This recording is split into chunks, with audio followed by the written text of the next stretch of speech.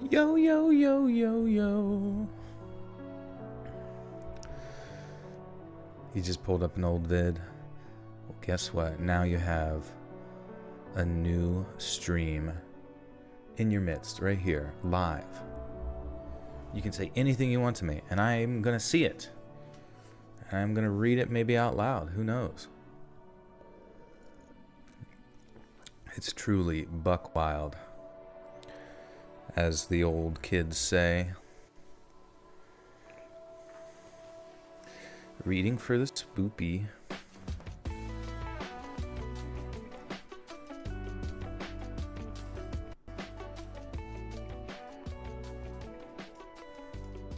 But how are you guys doing? Read this. This is the last straw. This is the last straw man argument that I'm gonna make.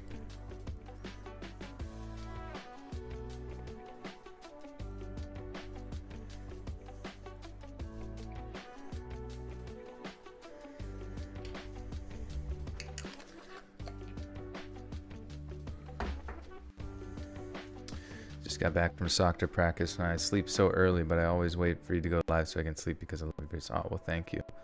Toes. Sticky toes. Every time you kick the ball, it just sticks to your cleat. That'd be kind of awesome. Soccer is a good sport to do, I feel like, because you're always sprinting. And sprinting is like the best way to stay in shape, from what I've heard. It's also a good way to injure yourself if you're not, like, nice and limber. But just those sudden bursts of energies, you know, and then kind of doing it over and over again is, like, apparently some of the best way to, like, burn fat. You just finished the deep web video, Bia? Nice. I am happy to announce that the next bonus content will be a Krampus story. And I think it's gonna get real spooky. Keep sipping whenever I'm sipping. The sound of the cup and beverage is satisfying. It's formaldehyde. Pastella with a 4. Canadian. Thank you, my friend. Good to see you. What's the good news? Hitsubasa with the 5 says, how can we get Joel nominated for next year's YouTube Streamies? I don't know. That would be kind of sick. Channel most likely to. Best up and coming podcast. Channel most likely to send you to Dreamtown. You're welcome, but I'm the manager for Girls and Boys for High School. Oh, okay, but when I kick the ball, yes, they stick to my toes. That's funny. Just covered in tar. Well, that's awesome, though. I'm sure you still get a good workout just fucking darting around trying to keep everybody focused.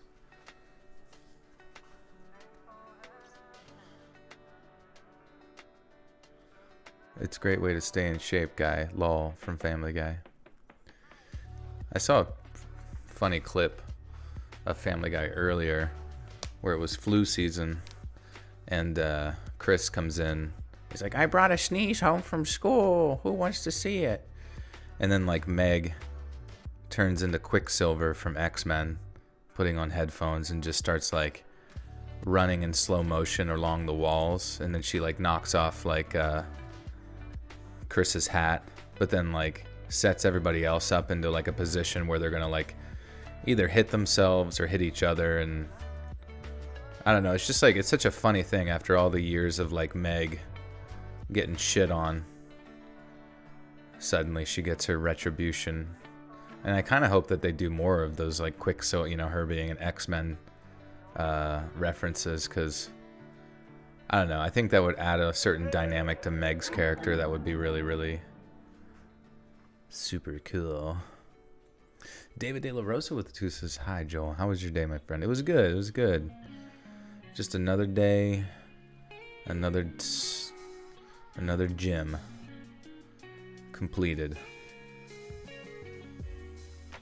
Also, I figured out how to properly mix my egg white protein mix, because it's just like egg whites but like powdered, but it's like half the calories of whey protein, but still just as much protein, I guess. And I don't know. I think if people have issues with like milk and that kind of thing, with like whey, I think egg white proteins are a little bit better for your digestion. I guess it just depends on how you process. I mean, I guess there's all sorts of options. You got all those nuts, nut protein. He's got a big bag of nut. Have you seen an episode of Family Guy when Meg goes to jail? No, I have not. What happens in that one?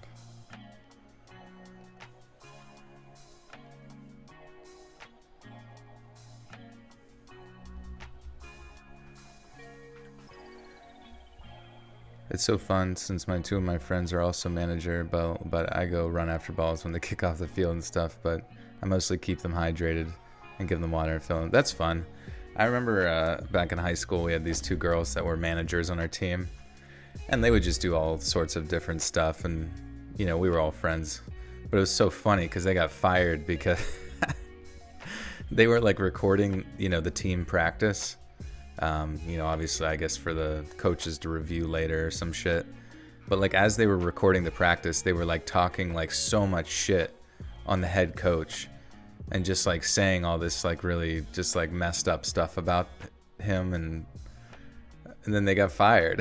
It's just like, I was just like, how stupid do you have to be to not realize that the fucking camera that you are in charge of is recording, and you're just sitting there like absent-mindedly talking shit on the like the boss, you know what I mean? It's just so fucking funny.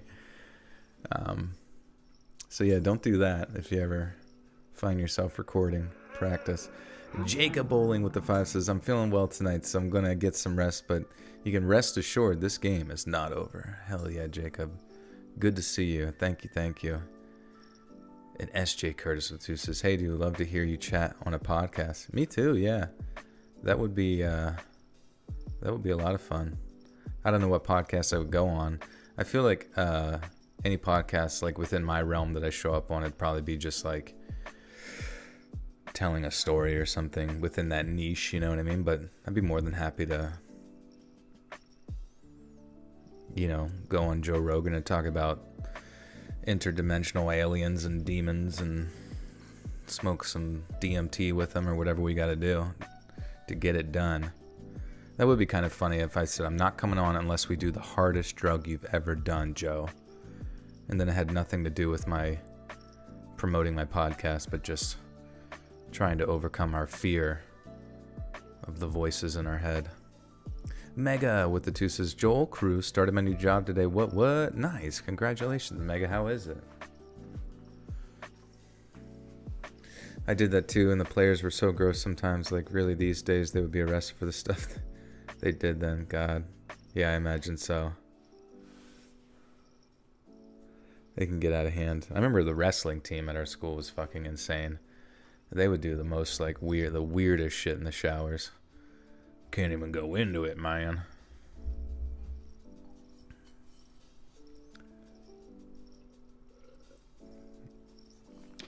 You think I could get on Joe's podcast if I tell him those exact words? He should do that. He should just start like bringing guests on his podcast where they just get absolutely donkey-dicked on some sort of substance and just talk about anything. And it might be really, really either awesome or really, really boring. I have no idea. SJ Curtis, how about a chat with Odd Trails? Yeah, I would love that, you know. And he's actually a friend of mine now since we've collaborated on, you know, promoting each other's stuff. So I don't know exactly how his podcast works. And I do believe that he does sort of some discussions on stories that he reads. But I don't know. Does he read them live on there? Or does he just record them beforehand? I did think I remember that he in the Let's Not Meet podcasts as like a team that they commentate on the stories afterwards. That wouldn't be... I guess it's kind of what you're getting here. I mean, they would whip out and be like, help me lose weight before the game. Help me blow. Yeah, I mean, see way too much. Oh, God. Yeah. That's pretty fucked. Yikes. Have you watched White Lotus on HBO? It's so good. No. I actually just watched the first episode of Invincible, believe it or not. Somebody said, go watch...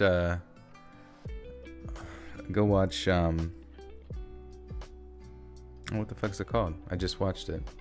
The Boys. So I watched The Boys, and it was great. And now I'm just like, fuck, I'm out of shows because I don't really like shows. I'm like, wait a second. Somebody told me to watch Invincible, and I watched the first episode, and I'm already like, holy shit. And I'm always behind on shows, you know what I mean? I just don't really watch them too much. Too busy playing dog shit Overwatch.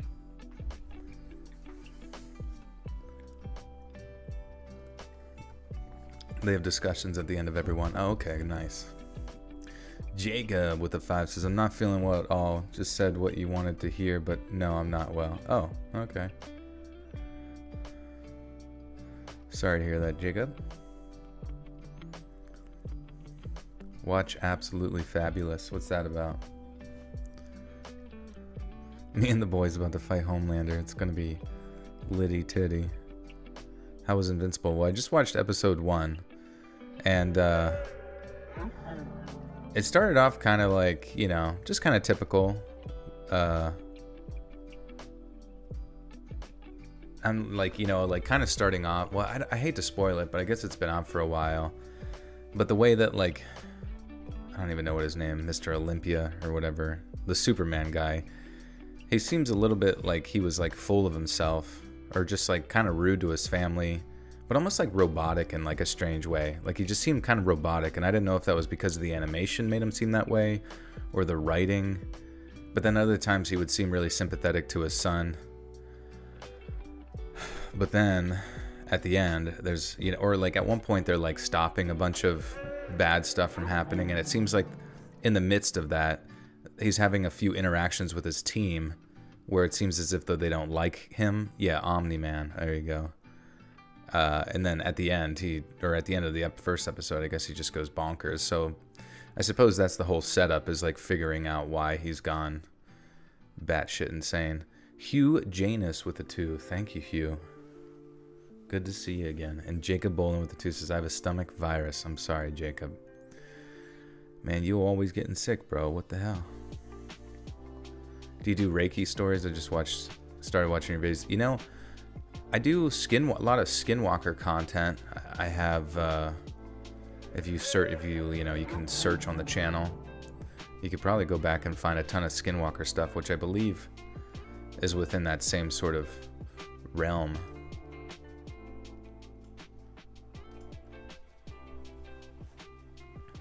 Jennifer Saunders and Joanna Lumley, the best comedy duo ever. I never heard of them. Why is my voice so silky smooth? I guess it's because I just sprayed it with a little bit of Bee Immune Throat Spray Propolis. The Beekeeper's Naturals. And that just really keeps it nice and coated, along with a little throat coat. All throat goats drink throat coat tea. They all know that, just innately. David De La Rosa with a 1. David, you changed your PFP. What type of stories am I reading tonight? Yeah, we got Reddit stories. So those are from Le Reddit. Got about 10 or 11 of those. So it's kind of just, you know, all over the place kind of stuff. No paranormal things.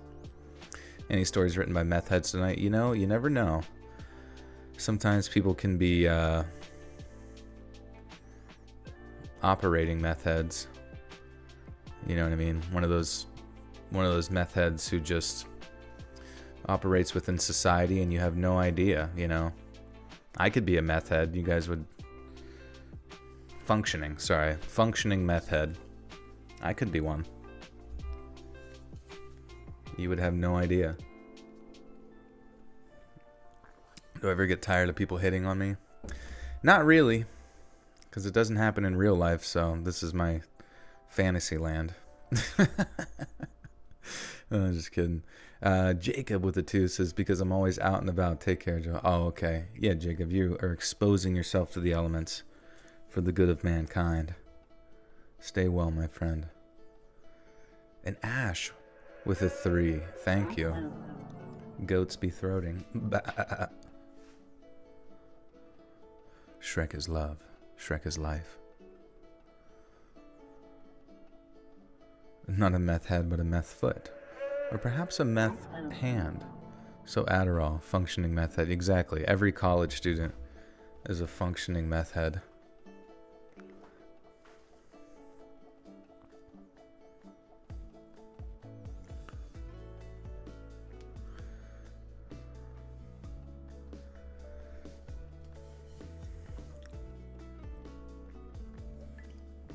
A little cold in Minnesota. Does Minnesota get winter? I thought they were a tropical paradise. I'm into monster stories and stuff with strange folklore. They are very interesting as people have used and believe them for long periods of time. I know. I've kind of like come to this like sort of like running theory that I feel like human beings as an amalgamation of like collective consciousness and thought tend to almost like have this, I don't even know, I almost just feel like there's like this weird spiritual power that humans have as a group, or depending on how much they as a group believe in one thing, they can like manifest that in some sort of like weird spiritual sense, I guess, or maybe even in the physical reality too, because it's like, it just seems as if though, like, depending on which culture you go to, that collective group is going to have like different experiences with the paranormal. You know what I mean? Whether you're on like a Native American reservation or whether you go to like the Philippines, you know, or like, yeah, like the reservations would have skinwalkers and things like that. But then you go to the Philippines and it's suddenly like a flying, you know, vampire woman with a long neck or so, you know, like it's just interesting. And maybe those types of like folklore tend to play into people's like perceptions towards what's something, you know, in their own imagination. But then you do kind of wonder if there is any sort of validity to the paranormal. Maybe it is like sort of a manifestation of that group think, you know what I mean? Jacob with the 5 says, Buttersock Cult, you can rest assured this game is not over. It's just being paused. And Hugo Gonzalez with the 1 month says, Joel, can you say, no, Alex, you don't have COVID? No, Alex, you don't have COVID. In a Harry Potter voice. You see, Alex, you got to get tested first. It's so sad Steve Jobs died of ligma? I thought it was cancer. How did I get so many people to join my lives? Well, just because I think, you know, I had the following from the YouTube channel. So that's the tough part, is actually getting people to subscribe normally. But subscribers are actually going up lately. Starting to get like 500 a day, which is pretty baller. I don't know exactly why, but it's happening, and I appreciate that. And I think people tend to just kind of pop in, you know, oh, this person I listened to that I like his stories is live. And then, you know, my hope is that they come here and hang out and enjoy the crew, enjoy the vibe. For the next minute here, we do it for the first 20 minutes or so. I just chit chat, but then after this is up, we'll go over to read these stories and record those. That is agreed. Like the Navajo believe in skinwalkers in their reservations and don't let people in the woods at sunset because of... Yeah, you know, so it just kind of makes you wonder, like, is it their own imaginations that are leading them to sort of see those sort of things in a almost self-fulfilling prophecy type of way? Or is that same, like, sort of sense of group belief almost generating, I guess, like the physical presentation to whatever spiritual entities, I don't know, or energy exists within that area, you know what I mean? Like, it's hard to say what reality is sometimes. Jacob with the 5 says, Joel, you remember my evolution. You and tonight, I'm going to make evolution. You make a evolution leader. Joel, you and me are the leaders of evolution. What about Logan Paul? Can he be a leader? David De La Rosa with the 1. Thank you, my friend. Nothing beats live interaction with your favorite YouTubers. It is pretty sweet, yeah. And I appreciate interacting with you guys, because otherwise I'd just be socially isolated forever. And, you know, sometimes it is kind of good to get away from, just kind of create content and get away. I mean, I have taken longer durations away from live streaming at times, but I always return.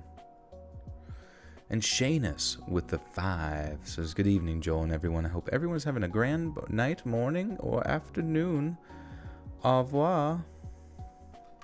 Thank you, Shanus. Good to see you, and I'm glad you made it. You must have been notified. Logan is so hot. He's a good-looking guy. All right. Let's switch up the vibe. Once again, that is the In Pursuit of Happiness uplifting lo-fi music on the Dream Hop Music YouTube channel. If you want to check out that playlist, all sorts of various artists involved in that endeavor, but they're all gorgeous people.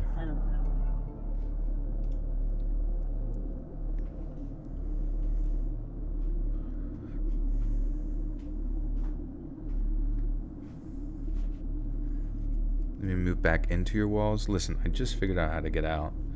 You can't cast me. I'm back into the confines of liminal space.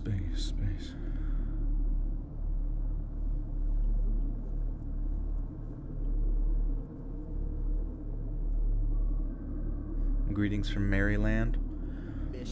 Is Maryland really all that merry? And Millie Smith, related to Will Smith. Welcome back for 3 months. It's good to see you tonight, Joe. Good to see you, Millie. Thank you. All right, friends. Thanks for being here again. Like I said, we got about 11 mishmash of topics from Reddit. Feel free to chat amongst yourselves or ask whatever you want to ask. And maybe, just maybe, I'll be like, hey, what's that? Jacob with the 2 says, nope, Logan Paul is not a cult member. Oh, okay, that's fine. We got to set the ground rules.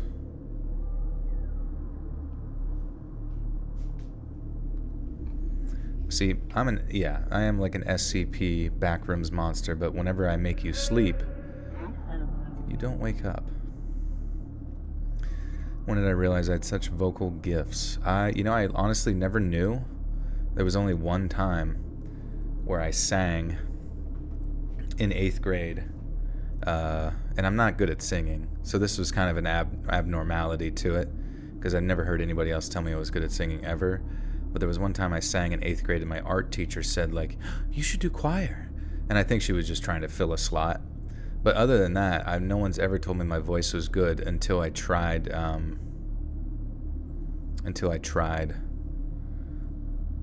YouTube.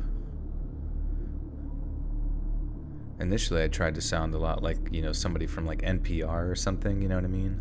Buzz, buzz, buzz, buzz, buzz, buzz. What did I sing? I don't know. I was just like making fun of the people on stage singing. And she was like, whoa, that sounds pretty good. But I think she had a crush on me. All my art teachers had crushes on me. What advice would you give to someone wanting to start their own narration channel? Narration is tough to break into. Like I've said before, I definitely think true crime and that sort of like being on, you don't even have to be on camera, but it definitely helps. But sort of like the, Mr. Balin, various other sort of things, like being on camera and doing presentations of like stories and things, or even just like well-edited expose videos about certain topics, you know what I mean? In person, do I sound different? I mean, this is how, like, if we were in person, this is probably the distance would be, so this is what I would sound like, you know what I mean? I'm not going to be up in your ear giving you ASMR all day, every day, And honestly, most people, like, whenever I tell them I do stuff, they'll be like, oh, okay, I hear it now. Like when I tell them I do voice stuff. But prior to that, I'm pretty innocuous in regards. Thanks, Neonicon, appreciate you. Jacob with the 2 says, while I'm gone, Joel is in control of evolution. And SJ Curtis says, do you like creepy stories growing up?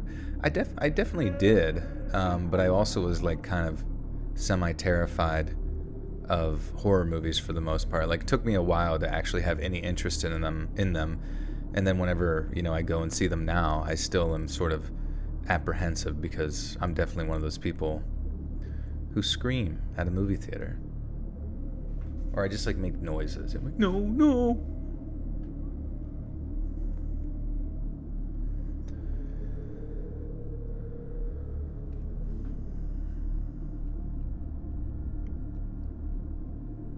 Many years ago, when I was just 11 years old, my parents went away on some kind of work-related event. They were pharmacists working for the same company, so my brother and I had the house to ourselves. I also feel like I should add that my brother was 17 or 18 at the time, and my parents deemed him old and responsible enough to take care of me. On the evening we were home alone, we got pizza and watched movies and had the best afternoon ever, along with our adorable German Shepherd dog, who was called Chaka. When it got dark, some boys from school showed up at our front gate calling for me. My brother stayed inside, peeking through the curtains as I went outside to greet them. I knew them well from school and was puzzled by their appearance since kids didn't usually go out in the neighborhood after dark. But soon, the reason for their visit became apparent. There was an older guy with them that immediately made me feel uncomfortable. He looked to be maybe 18 to 20 years old and was leaning up against our fence.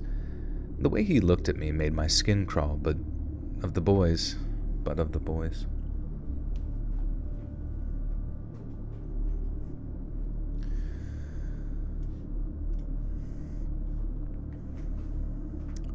is it? The way he looked made my skin crawl, but of the boys hurriedly... Oh, but one of the boys, okay.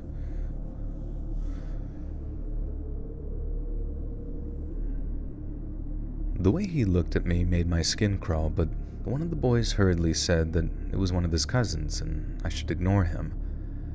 When I asked what they wanted, they said that they wanted to show me something. I told them no, that it was late and that I wanted to stay inside. They then told me okay and that they'd leave if I did something for them. One of the boys then turned around and got something that he had hidden behind the lamppost, and he returned with a brown bottle filled with liquid.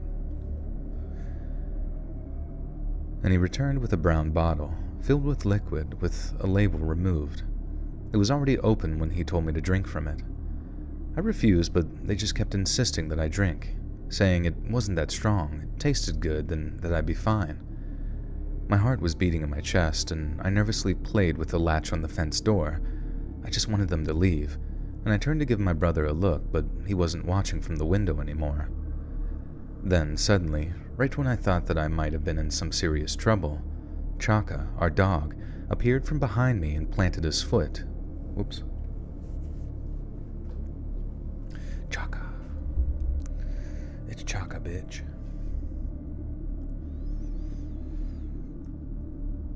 Then suddenly, right when I thought that I might have been in some serious trouble, Chaka, our dog, appeared from behind me and planted his... keeps wanting to say foot. And planted his bottom on my feet.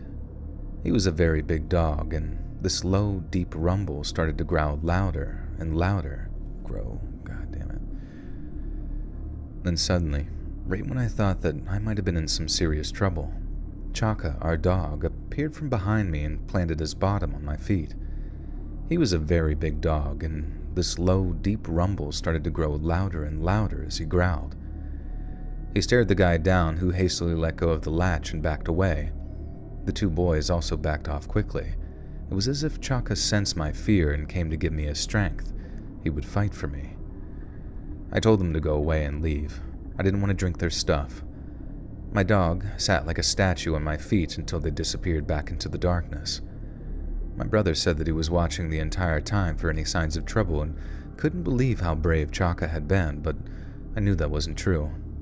If it wasn't for Chaka, things might have gotten far... God, I don't know why the way this is written just like confuses my brain. Chaka from Land of the Lost. Oh my god, yeah.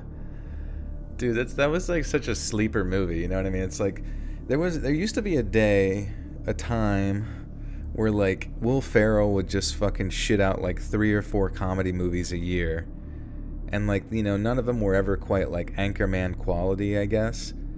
But like I felt as if though I should have probably appreciated them for what they were, because there were moments in them that definitely tickled my fancy, like whenever he was talking about Chaka, and he said, Chaka, I love you more than Jesus Christ loved all of earth when he died for their sins.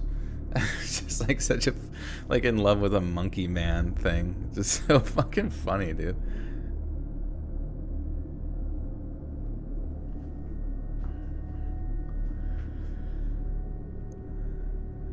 If it wasn't for Chaka, things might have gotten far, far worse with the boys. When my dad heard about it, he gave Chaka a big steak as a reward. Chaka was my guardian angel. I still love and think of him, as he passed in 2008. He was starting to go gray around his mouth when my story happened, and loved snoozing on the kitchen floor. Whenever I was alone at home, Chaka would follow me all around the house. He would even escort me to the bathroom or relax in the doorway with his eyes always watching the front door. He had a good, long life and was an amazing friend. We all still love him dearly, but I feel like my experience that evening made it so I loved him a little bit more than the rest of my family. Talladega Nights. Yeah, I was such like a comedy snob back when I was younger. Like I just like held it in such high regard. Like not high regard, but I just like expected so much from it, but didn't realize that it's like, you know, not every comedy movie's supposed to make you shit your pants the whole time, you know what I mean? Sometimes it's you're just supposed to pull little pieces from it here and there. Fuck it, like, and then the other guys, the one with Will Ferrell, like, and Marky Mark, just that movie was one that I slept on really hard. Like, didn't realize how fucking good it was, but I do remember like Dirty Mike and the Boys. If you've never seen that scene, go look up Dirty Mike and the Boys on YouTube. It's like one of the funniest fucking like scenes. Like I think there's like 2 scenes of it, but it's just so good. Did I ever say how many stories? I think we got 11 stories tonight. Yeah, Elf. Yeah, exactly. Elf is great. Oh yeah, that huge bug was drinking his blood, and he just had like a giant fucking blister on his neck. Falls backward and it just explodes.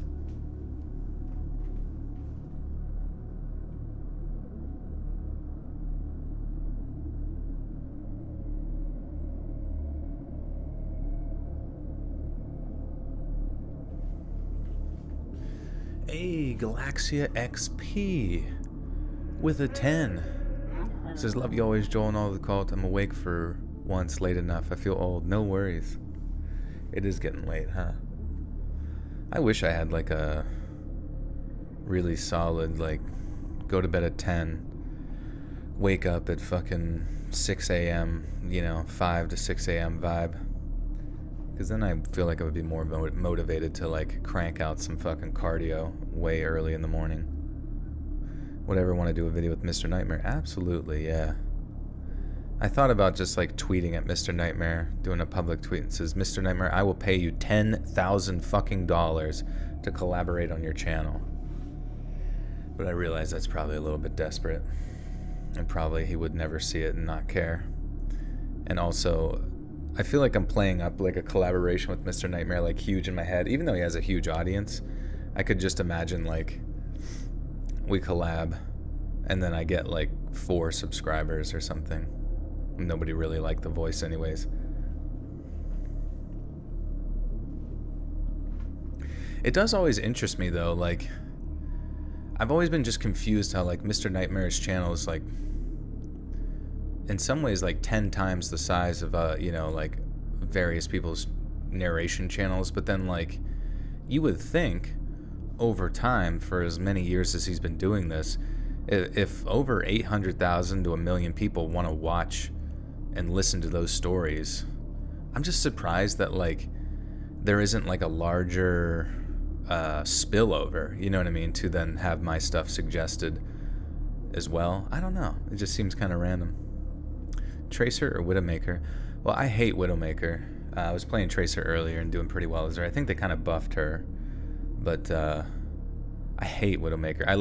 It's fun like getting picks and stuff, I guess, but like I just really don't think because like Overwatch for the most part has turned into sort of like a MOBA, or it has been a MOBA for a long time, and I just really don't think that like an infinite range, one-shot hero belongs in Overwatch. I just don't. I really think that like whoever made Widowmaker is just a dumb person, and now the only reason they keep her around is because so whenever they have her in the Overwatch League, they can get one-shot picks, and everyone in the audience goes, "Oh, oh, whoa!" It's like, no, it's not like I've played Widowmaker. It's not like an impressive feat. It's like not an impressive feat to hit like a fucking headshot with her, because all you fucking have to do is take your little crosshair and put it on somebody's head and then click their head. That's all you gotta fucking do. Like if you played Valorant or any of those dumb CSGO. Whoa, 1 second. Ugh. Also, my fucking dumpy is bigger than Widowmaker's. Ugh. It's like a shelf. D-Shore, thank you for the 30. My friend, thank you. Appreciate you. Yeah, get my mind off of my ruminating thoughts on Overwatch. Genji or Hanzo. There was a glitch today with Hanzo where every time he would release his bow, his like whole fucking bow would just like jank around. I don't know. It's honestly weird. I feel like I've noticed so many more bugs with Overwatch 2 than the first one. But thank you again, D-Shore. Usually go as Genji. Yeah, it was so stupid. Like, they did, like, mid-season nerfs, and then they just nerfed Genji. It was, like, the first time in forever that Genji was actually, like, viable, and they're just like, we're gonna nerf her. But, like, still, Sojourn is... I don't know. I just have no faith in the people who, like, balance and create characters for Overwatch. It's just... I just feel like they're so disconnected from... Like, I get it, they have a ton of fucking data that they work with, but I think they're interpreting it wrong, because it's just poop. Like, Sojourn's a poop character. She's not fun to play against at all. Like, and it's so easy to get a one-shot. Like, if you played Ashe and, like, shot a hip fire, or if you played McCree and hit a headshot as McCree, that's how easy it is to hit a fucking powered-up railgun with Sojourn. It's just, like... It's, like, painfully easy. Painfully fucking easy. If you play Sims, you're considered a gamer? Heck yeah, there are many gamers come in many forms. When did Mr. Nightmare face reveal happen? I don't think he ever did one, to be honest with you. How's Ramatra? I looked at Ramatra. Ramatra is like pretty underwhelming, to be honest with you. Like, he has no mobility, which they just buffed the shit out of Doomfist to the point where it's like he was dog shit, and now all of a sudden he's just going to be an absolute terror. And, yeah, Ramatra has, like, he can put up a barrier, he can shoot his little goo out of his staff, and he has a punch that's not even really, like, you have to be so close, you know what I mean? And it's not like it does a lot of damage like Reinhardt, and his ultimate is just this huge AoE, like, it's very much a MOBA. Like, he feels like a MOBA character, which I get it, but it's just, like, really? Like... And I don't know, there's not a lot of reward to him, like high risk. I love those characters, like high risk, high reward, like Reinhardt, you just get a fucking sick ass pin and it's awesome. But then now you're out of position or something. With him, it's just kind of, I don't know, the whole kit just feels very underwhelming, I guess, and not very exciting. You're addicted to World of Warcraft again, unfortunately. Yeah, I thankfully never got into it, thank God. Because I know for a fact if I would have gotten into it when I was younger, or high school or something, I'd probably still be logging in today. A Christmas Dumpy reveal. Humpty Dumpty.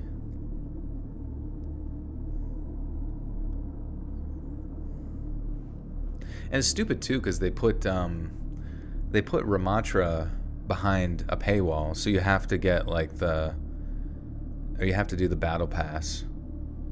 Sounds like a skill issue, exactly. You have to do the battle pass to get them, which to me it's like the whole point of the game is having like characters that you can swap to, because it's like a little bit of strategy there. And you have to pay money to unlock it. So I'm just like, that's like I don't know, their monetization system. I kind of feel like Overwatch is going to be dead soon, and I feel bad saying that, but like a lot of the Overwatch League people, which I don't even watch because it's kind of just like, I don't know, it's stupid to me, but like they're leaving, they're going to play Valorant or whatever, you know, Chinese spyware game, and like it's just stupid.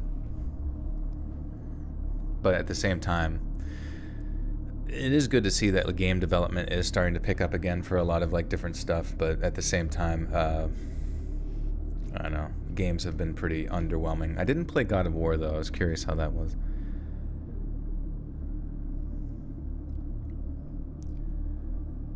A few years ago, I was working at a pizza chain in my hometown as a driver. I was 27 but made darn good money delivering. I had worked at a few other places, both local and chain, in the years before, and still work as a dasher on occasion, even after this happened. Now I choose to deliver in much safer areas for this reason. I get luckier than I could ever imagine. One night I was working and had a double, 2 deliveries to take, and both were cash orders. I had $12 left in my bank, what drivers are given to use as change for cash orders, so you don't have a ton of cash on you at all times. The first order went smoothly. The guy gave me a $50 for a $35 order, so I was excited about the nice tip. I drove to the second delivery. It was at an apartment complex with multiple buildings. I had delivered there before. The sun was about to set, but it was still very light out. The chain I worked at had us drive company cars with a logo on it, all white sedans. This is important. I grab the order and go to the door to the apartment building. A younger guy comes out, and a much bigger, older guy was outside smoking a cigarette. The big guy went inside as the smaller guy came out. He looked around nervously and asked how much he owed me. The guy he was looking around... Oh, the way he was looking around. Whoops.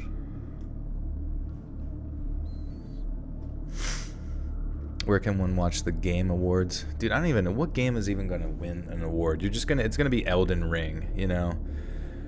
Elden Ring! Elden Ring! Elden Ring! Elden Ring! I don't know. Maybe I'm just jaded towards video games, but I've had just about a fucking enough.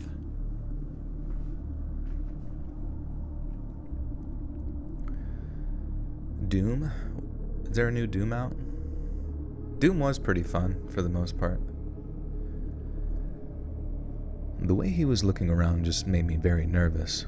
The hairs on the back of my neck stood on end. I told him the amount, and he said that he wasn't what he was told on the... I have to, like, scoot this in or some shit. The way he was looking around just made me very nervous. The hairs on the back of my neck stood on end. I told him the amount, and he said that wasn't what he was told on the phone. Something was very wrong. I felt someone else walk out behind me from the door as the first young guy looked around the parking lot, craning his neck as if he was looking for someone. I told him the amount again and broke down the order for him, trying to keep calm. Then the first guy held a gun. Oh, that was 0 to 100 real fucking quick.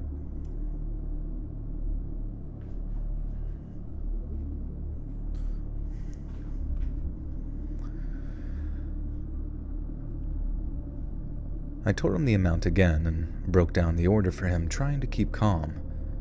Then the first guy held a gun right to my temple. I also felt a poke on my spine. 2 gunmen.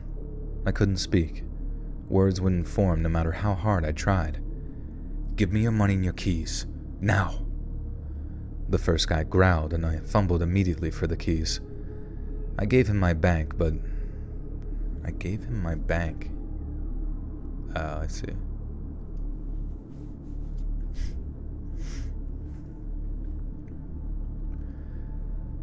I gave him my bank, but hadn't realized the 50 was mixed in. I gave him the keys, trying my best to remain calm. Another guy came up from my left. He had poofy hair and was around the same age as the first kid. The one behind me I hadn't seen yet. The big-haired kid grabbed the pizza bag and ran off and hid. The first kid searched the company car, and luckily I had left my wallet in my personal car. I saw him grab my cell phone, and that's when the panic began to set in. I had pictures on that phone that I hadn't backed up. He's worried about his pictures.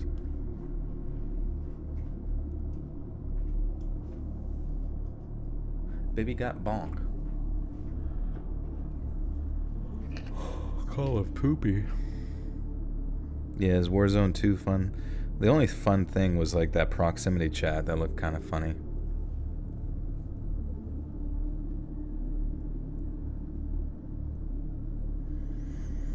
What do I want for Christmas? I don't know. I don't really like anything. Maybe just like a bunch of like at-home cardio equipment.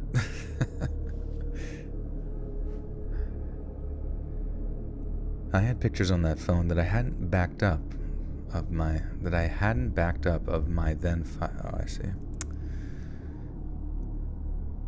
I had pictures on that phone that I hadn't backed up of my then 5-year-old son, who was absolutely my world. Please don't take that. I got pictures of my son who died on there. It's all I have of him. Please. No, I was lying. My son is very much alive. The kid behind me spoke softly. Trust me, just listen to him. You'll get it back undamaged. I don't want to be here either. I could tell he'd been crying by how his voice sounded. The car began pulling in, and the 3 boys took off to the other end of the complex in a full sprint. Before the one behind me ran, he dropped the gun in front of me, a standard issue 9mm silver and black. The safety was off, and it looked completely real to me. He picked it back up and ran with the others. The car that pulled in saw me. It was a woman and her kid, and panic set in as I realized that they could easily come back and do way worse to me as the sky started to get dark. I collapsed. They had taken my company car keys, $72, the pizza, and my phone. The woman ran up to me and asked if I was all right.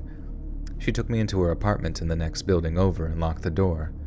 I was shaking so hard that I couldn't even hold her phone to talk to 911 as she set her kid down. Sit down.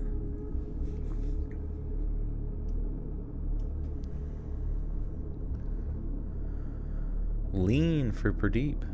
Yeah, he needs his belly filled. I was shaking so hard I couldn't even hold her phone to talk to 911 as she set down her kid. Her boyfriend, I assume, helped me call. I spoke to the operator and told her everything. I'm colorblind, and these guys were obviously wearing all black and white clothes, thank God. I had a full description of 2 of them, and the poor woman who helped me was going to be late for work, but she still stayed until I was off the phone and the cops had shown up. Man, she was harsh and blunt with the operator, but I'll never forget this woman's utter kindness to me and her boyfriends. Cops showed up and contacted my store, and my manager brought over the spare keys for me to drive that car back to the store. And after dealing with the cops, I drove back and was greeted by crying and beyond worried coworkers. All of them were terrified that I was hurt. It meant a lot to me how much they cared, but I told them I was fine. I filed the proper paperwork, and the 72 was written off as a loss to the store. Thank God, because I had worked other stores that make you pay back the money out of pocket if you get robbed and prevent driver.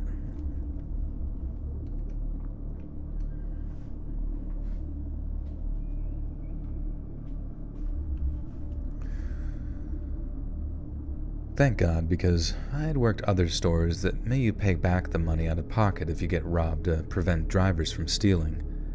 I was told by the owner to take the rest of the night off and take care of myself. He gave me a hug. He was to this day one of the best bosses I've ever had. What I didn't know was I was in for... What? What I didn't know was I was in for a very long night. I called my best friend before I finally left the store from the store phone and asked where she was. Sorry guys, I don't know why, some of the sentences just fucking are like so smushed together I can't fucking see what I'm even looking at.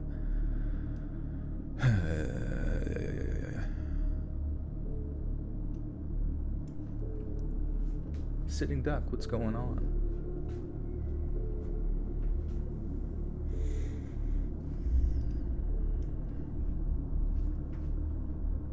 I called my best friend before I left the store from the store phone and asked where he was. We usually meet up for drinks after work. He was around the corner at a bar, so I met up with him. His dad was a District 4 cop in my city at the time, the same district that this happened in. He told me his dad had given him a heads up and he had 2 shots waiting for me to calm my nerves. After the 2 shots, we began playing pool when his dad called his phone and asked if I was with him yet. God damn it. After the 2 shots, we began playing pool when his dad called his phone and asked if I was with him yet. He said yeah and handed me the phone. His dad asked if I could come to the station. I was honest and told him that I had 2 shots, so he sent out a squad car to get me since it wasn't that far away. We get to the station, and they had suspects in custody, and I was needed to ID them. 3 boys and a driver. They'd been caught less than 20 minutes after the robbery, speeding. The BOLO... The BOLO? What's a BOLO? The baloney. A long and heavy single... Wait.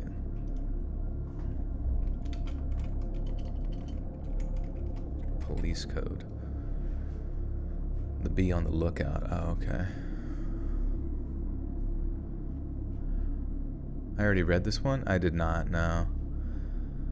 You probably heard it on like B-Buster or something like that. He tends to get stuff pretty early, I think. A lot of the stories I get tend to kind of sit for a while because I'm doing other stories from you guys and stuff. The Be on the Lookout. Nice, okay. The Be on the Lookout had already gone out, and they matched the description. They had used the money to buy weed and gas and had taken off. They had at least 15 stolen cell phones on them. The order had been placed on a stolen phone, and my phone was in the mix in the box. The police told me to grab my phone only, and I did. They asked me to unlock it. It had fingerprint verification, so that was easy. None of the 10 tries to unlock it had already been used before my phone would have completely reset. It unlocked. I told the police every detail yet again, although my parental instincts kicked in. I told them the guy behind me quite obviously was bullied into this and to show mercy, and he was the one with the white shirt. The police went wide-eyed and told me he was the one talking. The other 3 denied involvement. And that's when I found out about the 4th guy, the driver. We found out later that he was completely unaware of the robbery and was just picking up his friends, and he was never charged. The boy who was behind me and the one who grabbed the pizza were 15 and 16 and got 6 months of house arrest. The only reason the one behind me got off easy despite having the gun to my back was because I asked them to go easy on him, and that he was a good kid who didn't want to be there, and he was the only one confessing. Makes sense since he had said that the other guys wouldn't have the phone for long. He was planning on going to the cops had they not been caught. But the other guy, the first kid who put the gun to my temple, it was his 18th birthday, and he got the book thrown at him. In the courtroom, he made fun of me and was laughing at me, and seeing him made me panic. The judge scolded him for his behavior, and he just grinned and glared at me with a Joker-like grin, and all I could see in his eyes was pure evil. This kid would definitely commit more crimes.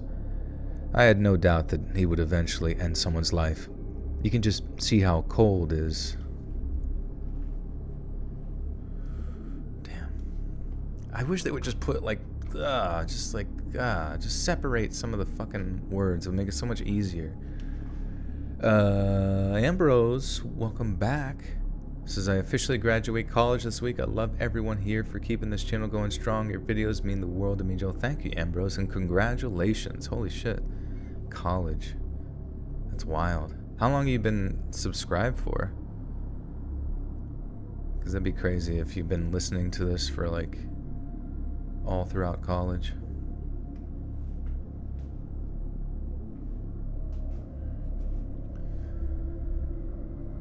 You can see how cold he is just by looking in his eyes. He's evil incarnate. I grew up in a town full of murderers and abusers, and I had never seen this kind of evil in my life, and I never want to see it again. I asked to have my name stricken from the records and asked to remain anonymous in case he ever got out, and I'm so glad I did, because today I got a letter from the state. He's being released in February. I feel like somebody just drove by in a car or something. Sometimes I can't hear it.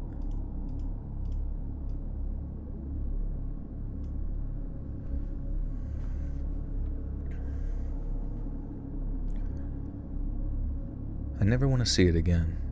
I asked to have my name stricken from the records and asked to remain anonymous in case he ever got out. And I'm so glad I did, because today I got a letter from the state. He's being released in February. The court only had my old address, my parents' house. My mom didn't think the letter was important. I missed the deadline to protest his release for probation. The plea deal was 8 years, and it's only been 4. He's getting out early due to overcrowding. Not good behavior, overcrowding. And this coming February. And I'm ready if he finds me. My wife, my parents, everyone I know knows his face and name. If he tries anything, we're all ready. But for his sake, let's not meet. And to the woman and her family who helped me, I was a woman then. Oops.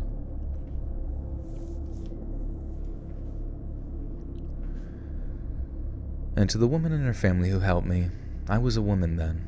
I'm trans now, and if you see this, please know my undying gratitude for you all.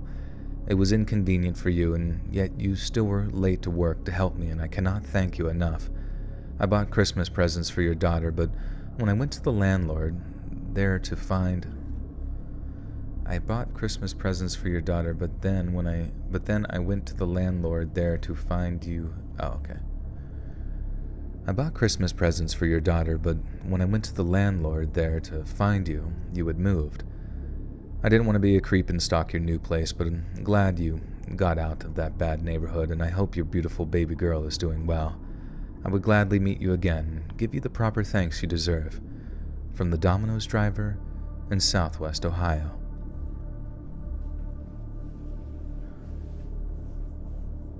Do friends ever show up while you're streaming and mess you up? Only in my old place, I remember that would happen. But not anymore.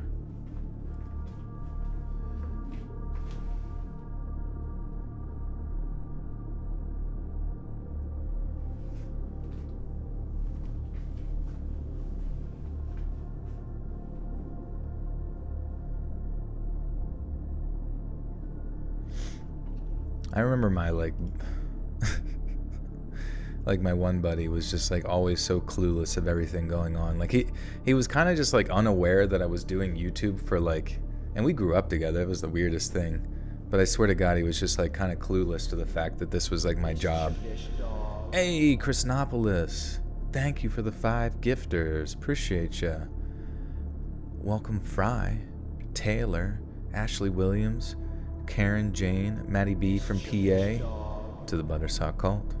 You now have access to bonus content, and be sure to thank Christopoulos for this.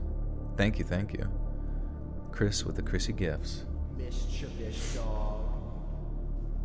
I remember even whenever I worked like night shift, he would fucking like, you know, I'd go to bed at 9 a.m. or sometimes I would, because I would get back from work and then go to the gym for a 9 a.m. like workout thing, and then work out from like 9 a.m. till 10 a.m.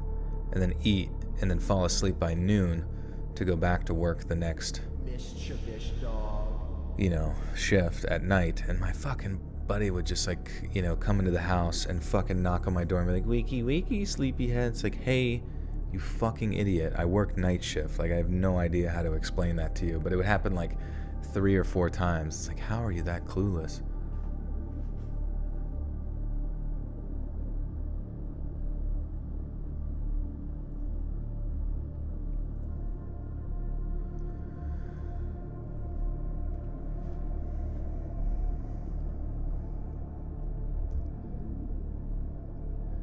My entire primary school experience felt like a fever dream, but I don't think I could fit it all in a post, so instead, I'm choosing to tell the most bizarre experience in my schooling life. In my school, the language sub that I was taking had teachers leaving almost every 3 months. Some due to finding a job with higher wages. This teacher, however, left due to a very disturbing attitude towards kids, 8 to 10. This teacher is Mr. John. He came to our school during the 2nd semester of grade 5, my class. He was not only a language teacher, but a PE and arts teacher as well, despite not having any experience in either fields. At first, he made a good impression, cracking jokes and giving helpful advice. However, one day he started deterring to very mature topics while he was teaching. Started deterring.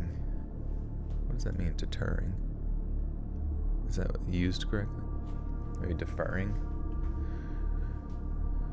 You work nights and no one understands they can't call me, but they do it every day. Yeah, you gotta have like do not disturb set on your phone at all times. But at the same time, then you worry because it's like, what if your work calls you or whatever to either come in or that you're cut or something like that. So it's fucking confusing and annoying. However, one day, he started deferring to very mature topics while he was teaching. He would talk about paintings, but somehow divert the conversation to body odor and what kind of object that would emit such terrible smells, such as excrement. He would go too much into detail about excrement, nothing you learn from bio, to the point where it's not funny, but kind of disturbing. He later talked about puberty, which at first seems normal, but later talked about how puberty changes your such and such body parts and other feelings you get. We were 8, and he then showed pictures of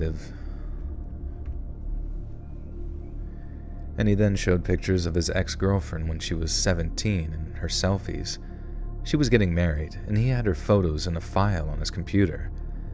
The final blow was him taking off his shirt and showing every scar and injury that was inflicted on him, and he forced us all to look at them. We were so uncomfortable. Finally, I complained to the principal along with a few others, and he tried to find those who complained about him. He asked around and interrogated 2 of my friends. Thankfully, what happened? Is that it? What the fuck? What happened? The final blow. You try to find. Okay. He tried to find those who complained about him.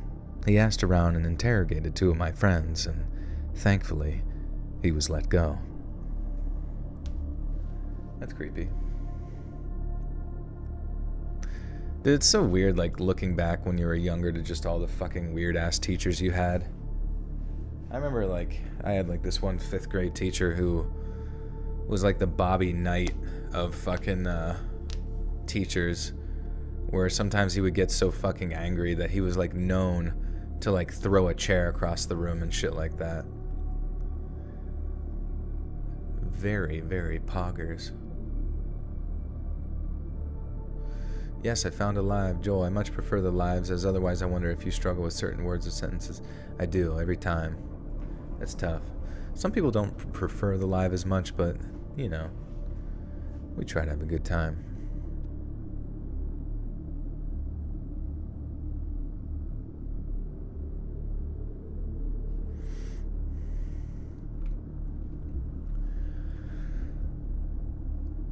We've all had bad dates, right? This is the only date I've had to date that... Of course, they had to put that twice. This is the only date I've had to this point that rang every alarm bell and waved every red flag. I'll preface this by saying that I don't go on many dates, but when I do, I make sure I follow safety protocol by only meeting my date in public places. Let either family or friends know where I'm going, and park in a populated place close by to wherever we meet. Anyway, this date initially suggested that we meet at his house to watch a movie and have a few drinks, and I said no, I don't feel comfortable with that, and I only want to meet in public. He seemed okay with this, but then brought it up a few more times and said if money is an issue, we can meet up another time or forget about it altogether. But my date backtracked and went with my idea of meeting at a cafe that I chose, that I was familiar with and equidistant to where we both lived. Anyway, he turns up in our 2-car.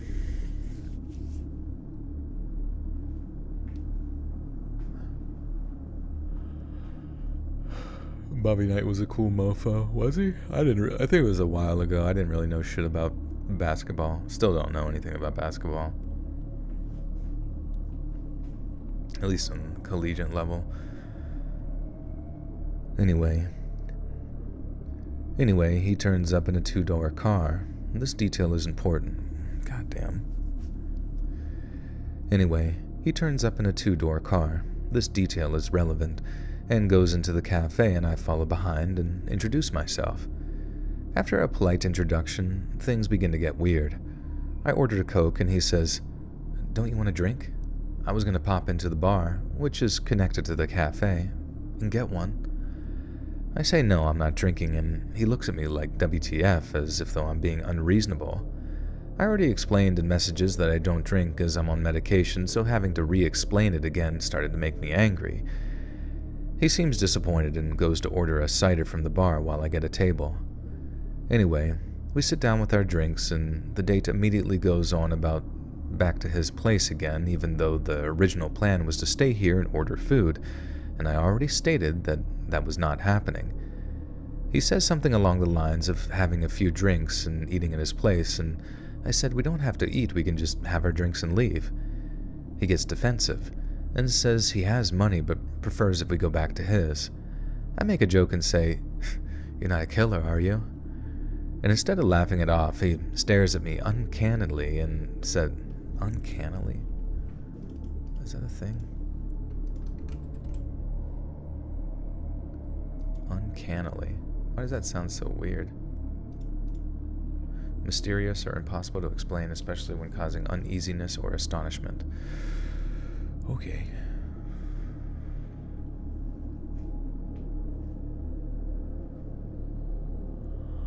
Your teacher was extremely adorable to you. I was the goody good. Now I changed. Times have changed.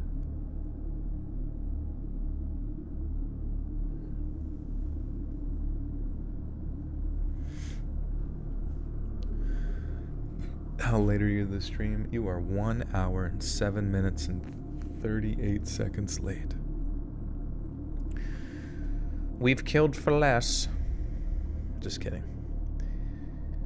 And instead of laughing it off, he stares at me uncannily and says, "You don't think I would hurt you, do you?" I laugh uncomfortably and say, "Of course not, but really I'm relieved this date won't be going any further." The date suddenly says, "Are you going to follow me in your car? Because that wouldn't make sense. How about we go in my car what's the saying?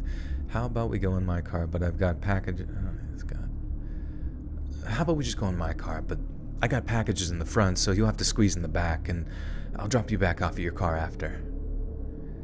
In reality, that made less sense than me following in his car and driving home from this. In reality, that made less sense than me following his car and driving home from his house. The fact that it was completely illogical made it even more creepy in my mind. Every alarm bell was going off at this point, and I said, "Look, I don't want to go to yours, and your insistence is giving me the creeps." Date looks shocked, mumbles something about needing the toilet, and excuses himself from the table. A few moments later, I see him through the cafe window getting into his car and driving off. Massive bullet dodged, in my opinion. Also, the fact his car didn't have back doors made it even more sinister, because imagine if something happened in the car and I couldn't escape. Also, the fact his car didn't have back doors made it even more sinister, because imagine if something happened in the car and I couldn't escape. Just imagine that. Sorry. Today I broke my own heart with my discussions. It sucks. What? Today I broke my own heart with my discussions. Like talking to yourself or something? Did you ask yourself out? You need to read the dictionary and thesaurus in your spare time, dude. You know what? I don't know how to read. I'm planning on being late to my own death. His car did have doors, but it was one of... You ever see a car that has just like two doors, like two in the front, left and right, but then you gotta get in, and then they gotta lift the front stupid fucking seat, and then you gotta crawl into the back. I hated those fucking cars, and I still hate them. It's so annoying. Do I like anime? Yeah, anime is cool. Animu. I cut down my Christmas tree today with an AR-15 to all good night. I thought you did that last time. You can't do it every time.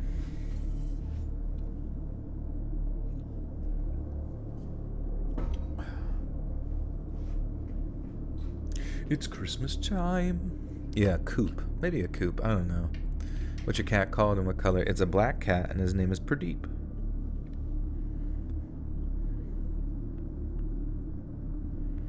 And he has 7 lucky white hairs on his chest. My favorite anime? Probably Ghost in the Shell. I think it's 1994. That one's always pretty solid. The thing I like about Ghost in the Shell the most is that it just has so much exposition and a lot of philosophy. Just being a cybernetic person and like asking like, what is a soul? What comes after death? There's like what constitutes being human or being alive. Also, I love the bad guy in that movie. I forget what he was called, like not the Jigsaw, but he was the Puppet Master. He was just so badass because he just like knew everything. You know what I mean? Like he had it all planned out, and you would imagine like a really hyper smart AI would have something like that planned out. And also the fact that like he kind of manifested himself into being in some ways, and then found that like main character cyborg, and then like essentially melded their bodies together so that the Puppet Master could know what it felt like to live and then ultimately die. What was Pradeep's career before you adopted? He worked on a farm. 12-hour days. Sometimes longer. He would milk cows. You pulled 2 characters in Genshin. You really want it? Yeah, I don't know how Genshin Impact works.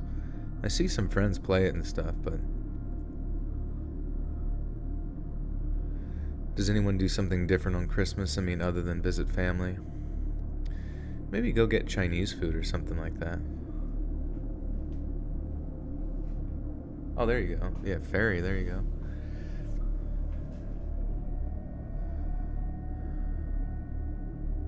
I should watch High School DxD. What's that about? It better not be about high school. This happened 5 years ago, and I'm only posting now because I want to warn others. This is quite difficult to talk about, and for reasons that'll become clear.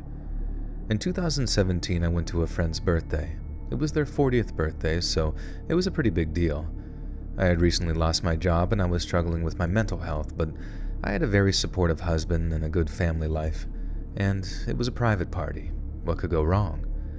My husband was supposed to go with me, but our childcare arrangements fell through at the last moment. I didn't want to go without my husband, but he felt I needed a night out with friends, and the birthday girl kept asking if I was coming, so I went. It was a private party, and everyone there had been invited by the birthday girl. There was a half-dozen people that I knew really well. Everyone else was a stranger, but I assumed that the birthday girl had good judgment and everyone present was okay. We were all having a great time, laughing and dancing, and at one point, I stepped outside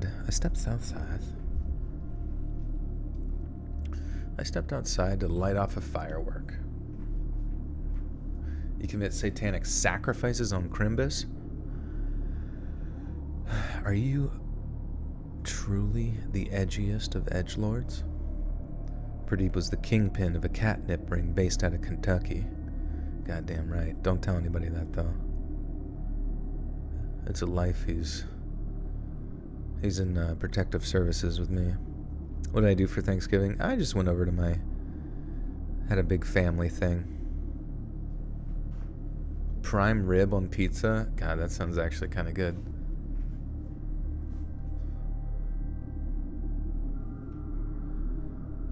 We were all having a great time, laughing and dancing.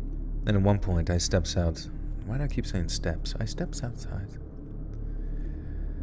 We were all having a great time, laughing and dancing, and at one point I stepped outside to cool down and smoke a cigarette. A fellow partygoer, a male, joined me, and we talked about the birthday girl, how we knew her, and we talked about football. And it turned out that we were from the same city and supported the same team. We returned to the party and he asked me if I wanted a drink. I said no and raised my glass to show him that I already had one. I then put my drink down and went to dance with the birthday girl. Dude, if I have to say fucking birthday girl fucking again, I swear to God.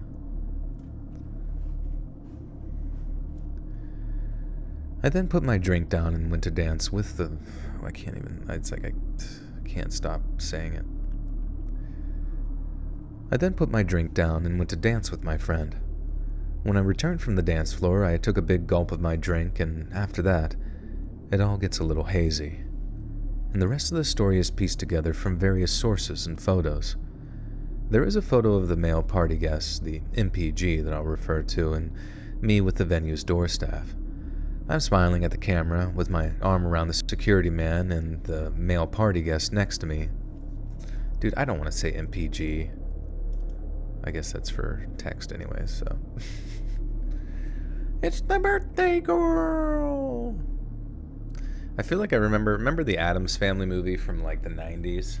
I feel like I have like a memory of like the grandmother saying something about the birthday girl. Do you know what I'm talking about?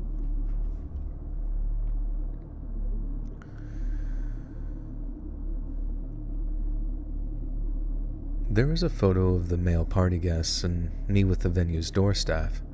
I'm smiling at the camera with my arm around the security man and the male party guest next to me, kissing my cheek. I don't remember this. There is a photo of me and that person. I'm leaning against him with my eyes closed, and I don't remember this. And I woke up the next morning at home, on the sofa. My husband was initially furious about the state that I came home in, but he didn't know how bad it could have been. Apparently, several friends saw the male party guest trying to guide me into a waiting car and stopped him. When they challenged him, he said I had agreed to leave with him, but I was incoherent at this point, and I have no recollection of this, by the way. A female friend, N, took me home, and I don't remember this, but I know my friend saved me from something obviously horrible. Once my husband knew what had happened, he was very supportive and concerned.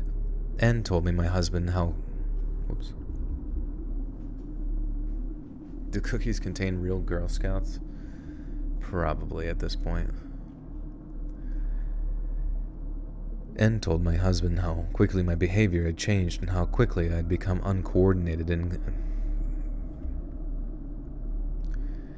N told my husband how quickly my behavior had changed and how quickly I had become uncoordinated and incoherent. And this all took place 5 years ago. I saw my friend recently, and she told me that male partygoer is currently in prison for assaulting his girlfriend in 2020. Please remember, always be careful with your drink. Never leave it unattended. Watch out for your friends and make sure they're watching out for you. Soylent Girl Scout cookies. What flavor is this? Soylent Green.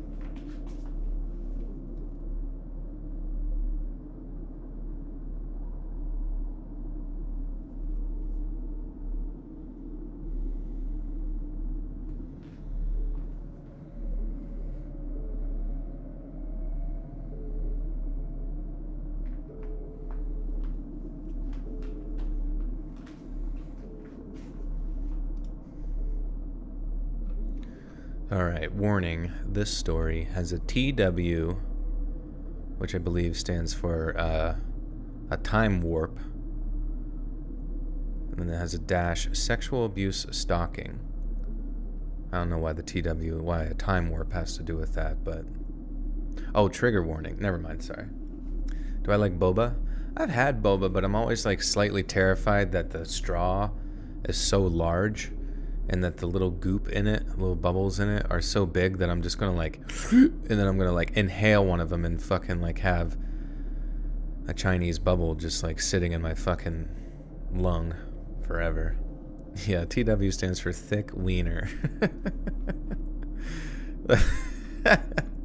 People always ask me for trigger warnings on stories and stuff. It'd just be really funny to have it like come up on stage like, warning, warning. This story has a thick wiener. Warning, warning. Thick, thick, thick, thick, thick. It's time for some Smash Bros. Nice, dude. What's your main? Also, that one, what's that one Smash Bros. Knockoff that like, came out a while ago. I feel like everyone forgot about that. Doesn't it? Oh, it has like WB characters and shit, like Batman and Jake the dog. Wait, where was I? Where was I? Brawl Out? Was it called Brawl Out? It was like something similar to that.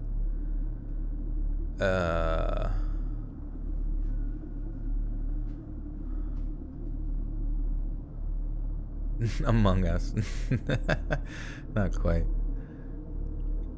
I forget, but it had like a bunch. It was basically like, yeah, multiverse. There you go, yeah, man. Thank you. Everybody just says Among Us. Among Us, Among Us. Dude, the multiverse thing, I mean, it seemed fine, you know, whatever. Just like a nice clone of Super Smash Brothers. Like, it needs competition from time to time. But it was like everybody was like a character from the WB. You know, you got Batman, Superman, Wonder Woman, Shaggy, etc., etc. And then there was just like one character that was from like the games like universe thing, and it was like a dog with antlers, and it was just like, it made no fucking sense. It was like the only character in the entire like roster that was just like an original concept, and just really strange to be like the only one they included. Like, what the fuck is that?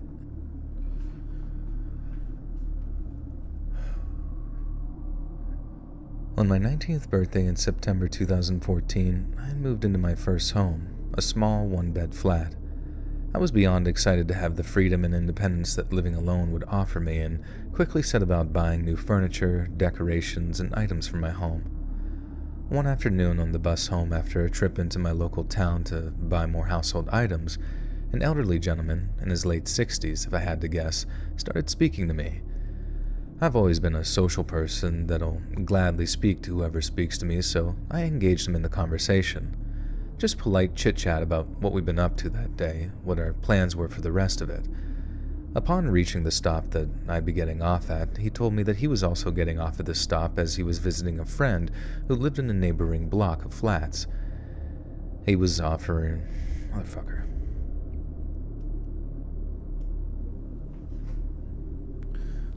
You're high enough for this. Let's go. Multiversus? Oh, okay. I guess that makes sense. Max from the Grinch? I wish. That'd be nice.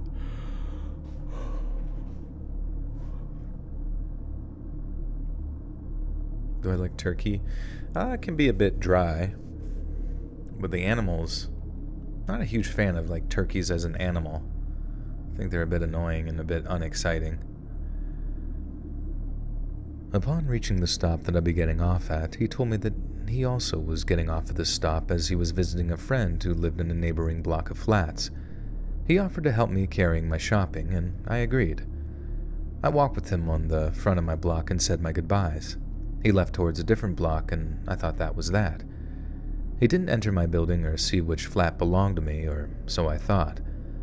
A few days later, I heard a knock upon my door. I opened it to find the same elderly gentleman standing outside my door. I was quite taken aback considering that he shouldn't know which flat I actually lived in. He also managed to get into the building without ringing my doorbell. The realization hit me that he will have hidden out of sight to watch. Oh, okay. Shakespeare wrote multiverses. That'd be kind of sweet. When you die, you get to like, I don't know, possess people from time to time with like various bouts of genius.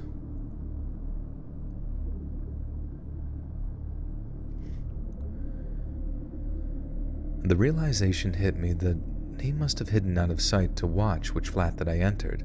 The block had large windows in the communal area. He quickly forced his way into my home and tried talking to me. I lied and stated that I was about to leave as my friends were expecting me, hoping that this would encourage him to go. He then started groping me under my clothes and underwear. He moved his hands away, but he kept trying to remove my clothes. I ran to my front door and told him, I'm leaving now, you need to go. Luckily he did, but loitered. I waited to make sure that he'd walked away before walking in an opposite direction and immediately calling my dad, and I was in tears. We rang the police, who were as unhelpful as they could possibly be, 2 female officers who asked me, why did you let him into the flat, despite me saying that he forced his way in. They encouraged me not to press charges as the name and address he'd given me in our first exchange was falsified, telling me it would be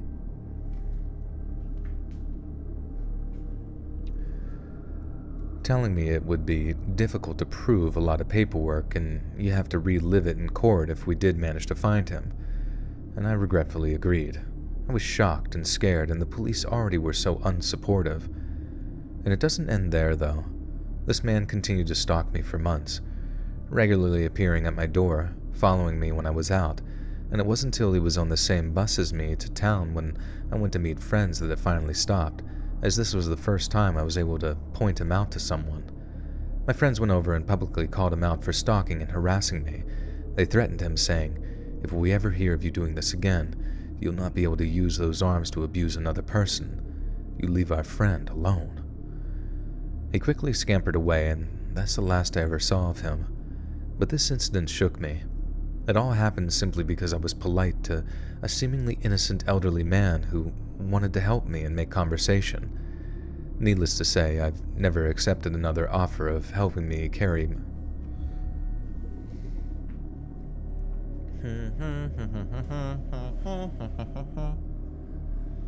lung cancer from smoking weed is possible, is it? I guess, what is cancer? Cancer is mutated cells that arise from inflammation, right? And inflammation is just irritation to certain cells. So it would make sense that if you're coughing all the time, that there is a possibility that the inflammation within there could, through some sort of genetic mutation, manifests itself as a form of cancer, Do I smoke? No, I don't smoke. I did go to hookah recently, though. I enjoy smoking hookah from time to time. And I guess I smoke weed here and there, but even whenever we were playing pool at one point and my friends handed me a vape pen that was weed. It was weed, man. And I just didn't want to get high. I don't know. I just don't, I don't really like doing it that much. Needless to say, I've never accepted another offer of helping me carry my shopping. Be careful who you let help you. It might not be good intentions they have in mind. It was crazy. It was the hookah place. I don't know, they were awesome. They brought over this big glass jug, I guess, but it was filled with I don't even know, a liquid that had strawberries that must have been sitting in there for who knows how long, because I thought they were olives initially because they were so small, but they were shriveled up in there, and they just made the liquid taste like syrup for the most part, almost like a grenadine. Is that what you call it? And it was so good. I don't know, the music was good too. It'd be fun to open up a hookah place.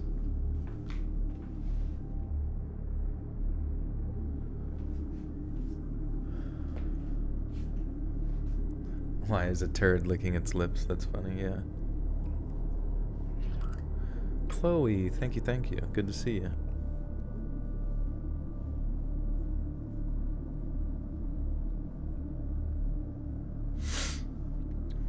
Joel said yummy. Write that down.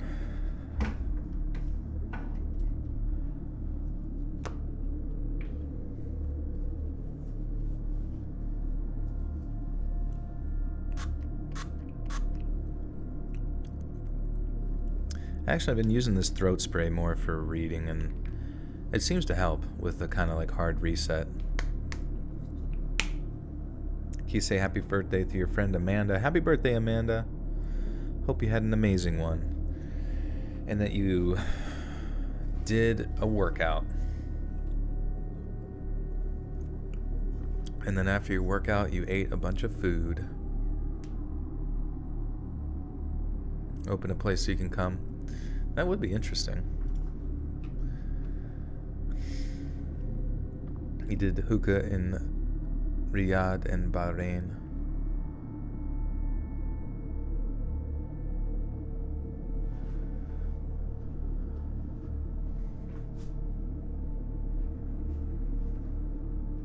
Alright, so this is story 1, 2, 3, 4, 5, 6, 7. 7 of 11.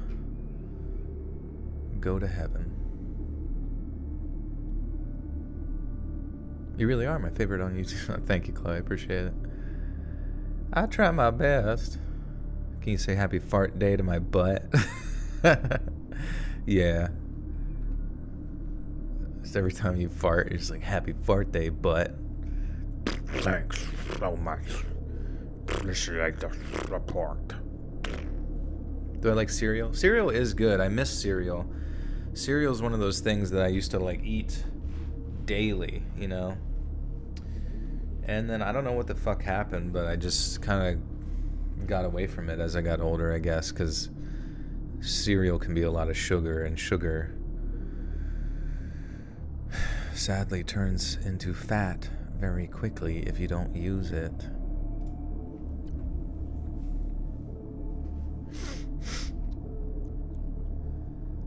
I stopped quickly at a Safeway on my way home from work. As I was walking back to my car, I saw a couple walking a fluffy white husky dog, a big dog, and in my head I marveled at how fluffy the dog was, as I love dogs. I got to my car, and as I was climbing in, I heard a female voice say something unintelligible. I glanced around, saw the guy who had his dog standing behind the car next to me, which struck me as odd and a little disconcerting. I hit the door lock button immediately. I started my car, and as I did, I noticed a girl standing on my passenger side, peering into my window, her mouth moving, but I couldn't hear what she was saying. She clearly wanted me to roll down the window. Oh no. No. Oh God, no. Not a chance. I've watched way too many true crime shows to even consider this, and do you know how many women go missing from groceries?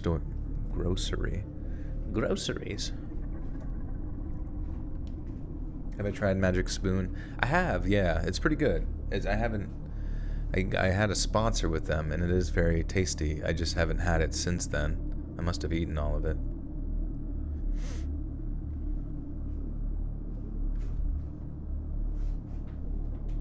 I think some of my favorite cereals back in the day, I mean, you got Reese's Puffs, Cookie Crisp, Lucky Charms, Captain Crunch, even though most of the time Captain Crunch would just fillet the top of your fucking roof of your mouth. You know, you go to the dentist later or something, and like, I can see that you've been eating Captain Crunch. The way that your top of your mouth looks like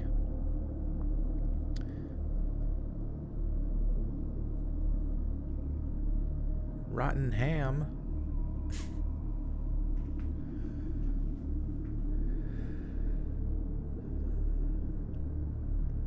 Do you know how many women go missing from grocery store parking lots? Neither do I, but based on what I've watched, a whole lot.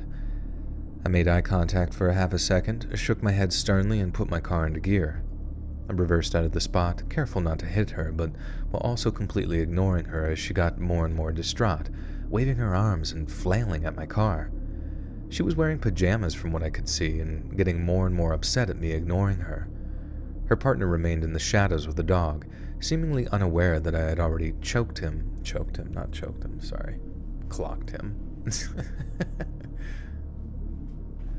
Very poggers. Now they have Reese's Cups with cereal inside, and it's food. Reese's Cups with cereal inside. Holy shit. I did see that there was like tricks, like minis, and like Reese's Puff minis. And I was just like, holy fuck, I need to get that at some point. Food is a lot better when it's small.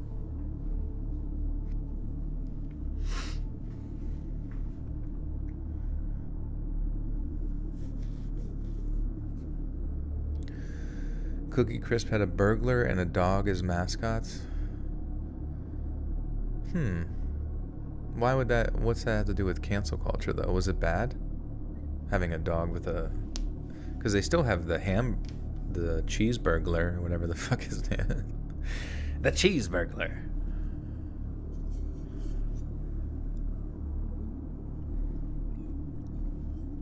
I keep my Crocodile Dundee knife under my seat.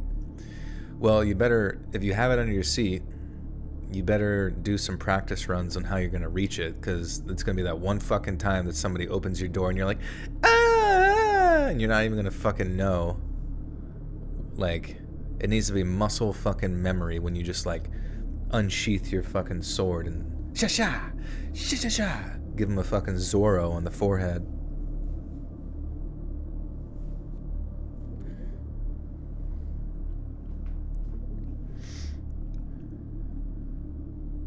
Her partner remained in the shadows with the dog, seemingly unaware that I had already clocked him and was watching him too. There was a tiny part of my brain asking, what if she needed help?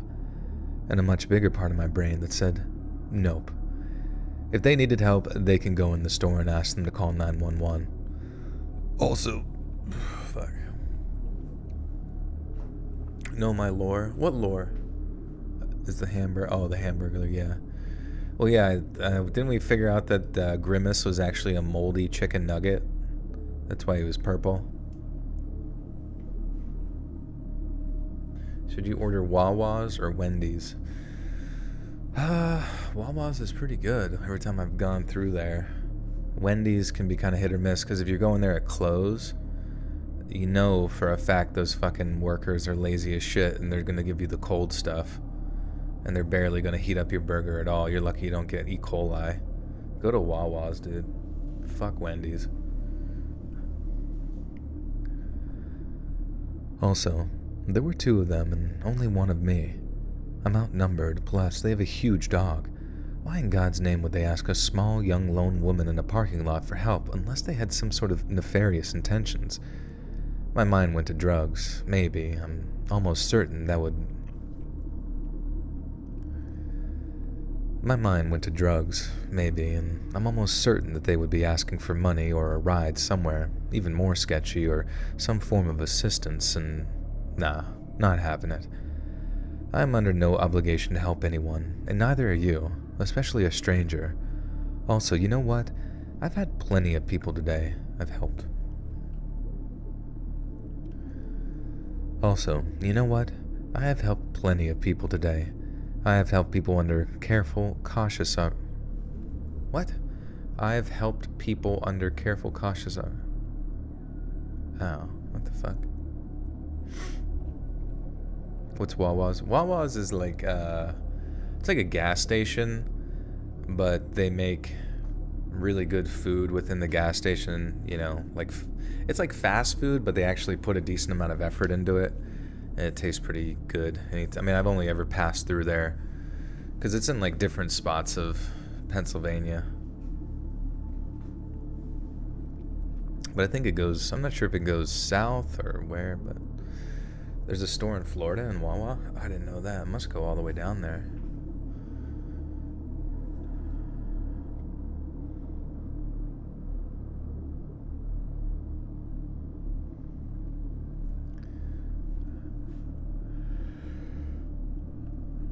Also, you know what? I've helped plenty of people today. I've helped people under careful, cautious observation. I work as a caregiver in a nursing home. If you're approaching a young woman in a dark parking lot at 10:30 at night, I sincerely doubt you contribute anything positive to my life, and I owe you absolutely nothing. Mama ain't raised no fool. Okay. Good to know.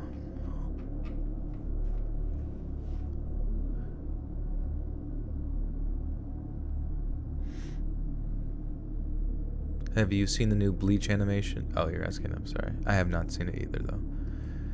Call me Andre.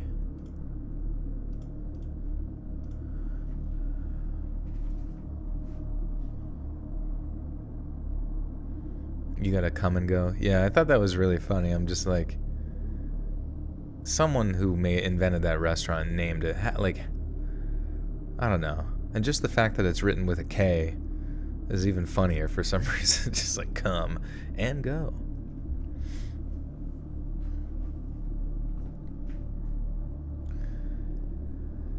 Back in 2019, I, an 18-year-old female, decided to download Tinder a few months after a rough breakup. I was very inexperienced with dating and pretty shy, so it seemed unlikely that I would meet a potential partner in person. Anyway, after a few matches that really led to nothing, I came across the profile of someone that I found very attractive. It was a 21-year-old male. We matched, exchanged Snapchats, and continued to set up a date. Our first date was relatively normal and enjoyable. We saw a movie, and by the end of it, I felt like we hit it off. However, our relationship was extremely short-lived. Not long after, I had agreed to be his girlfriend, about a month after going out, and he began to behave very erratically and would sometimes fall completely silent in the middle of conversation, ignoring me when I tried to ask him what was wrong. He became hot-tempered, slamming doors and speeding on the road when he was mad. I started to feel really uncomfortable about our relationship.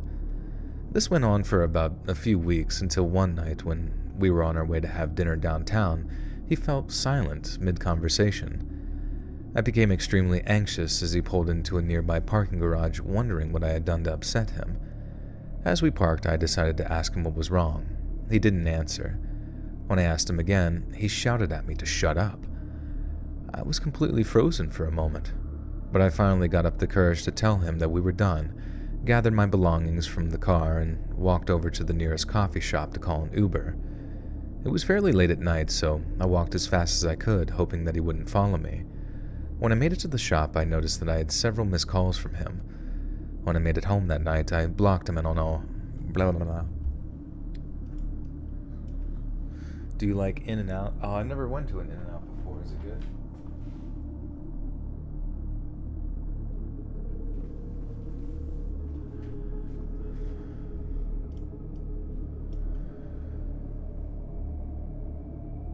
When I made it home that night, I blocked him on all social media and decided never to contact him again.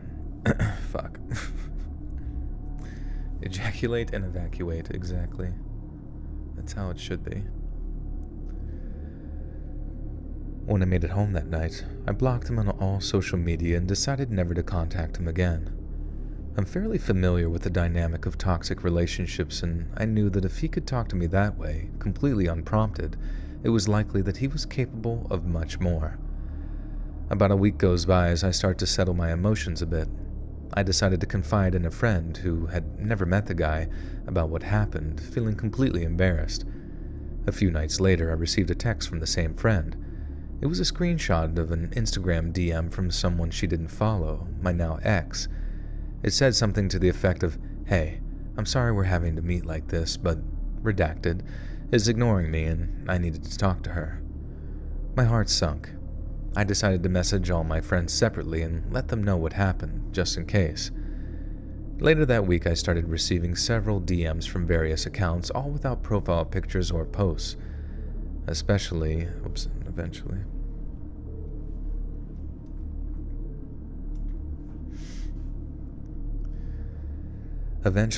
I gave in and responded to one, asserting that the relationship was over and that I didn't want to hear from him again. I blocked the accounts immediately afterwards. As time went on, without hearing a word in weeks, I figured that I had reached the end of the situation, until one morning while I was walking to my car, I noticed something dangling around the handle of my car door. It was a necklace I gave him. He'd only picked me up once from my house before, and the thought of him driving to my house, about a half hour from his place, earlier that night freaked me out. I was shaken up for a while. It was by no means an expensive necklace, and I had the exact same one, but I kept it pushing, and... What does that mean? But I kept it pushing? You knew a girl once who loved In-N-Out. She was a pro. You play PUBG? You crazy. You absolutely crazy. When are we planning the Let's Read Joel OnlyFans cruise? Hopefully soon.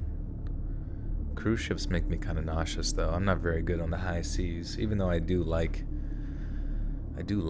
the idea of being a pirate. But I kept it pushing. I thought maybe it was his way of acknowledging.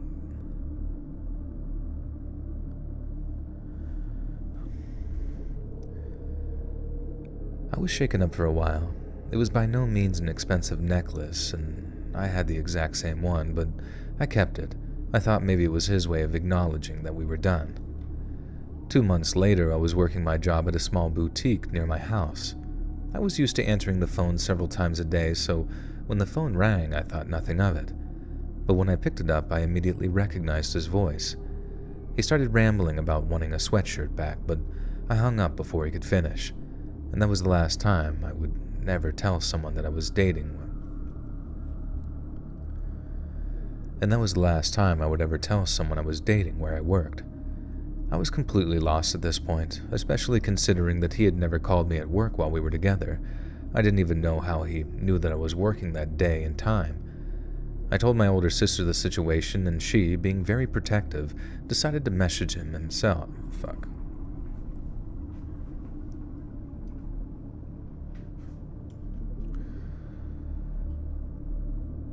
I told my older sister the situation, and she, being very protective, decided to message him herself. She told him to leave me alone and even offered to give him back the sweatshirt for me. He refused and insisted on meeting up with me in person to get it. When it became abundantly clear that he didn't actually want the sweatshirt back, she threatened him with a PPO, to which he never responded, and that was the last time I heard from him. Kind of like, your voice is too high, too deep for the high seas. Nice. Where did you hear that?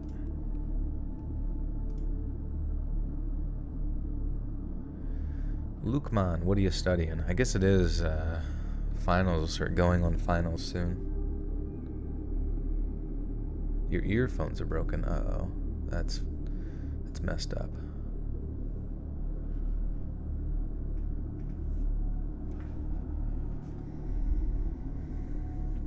Okay.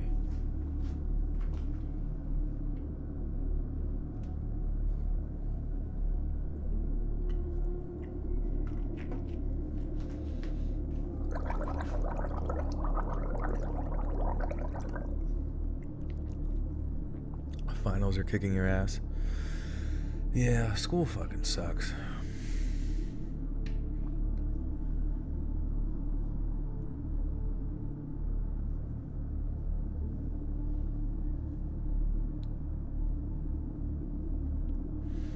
Are you taking a train, D-Shore? A train does sound kind of chill. But my friend took a train recently, and then, like, whenever a train was off timing or something, it was like his train was just canceled.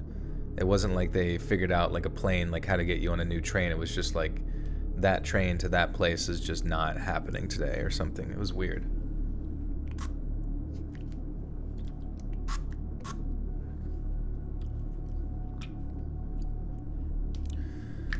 I love learning the most. I love learning, though almost addicted. Addicted to learning?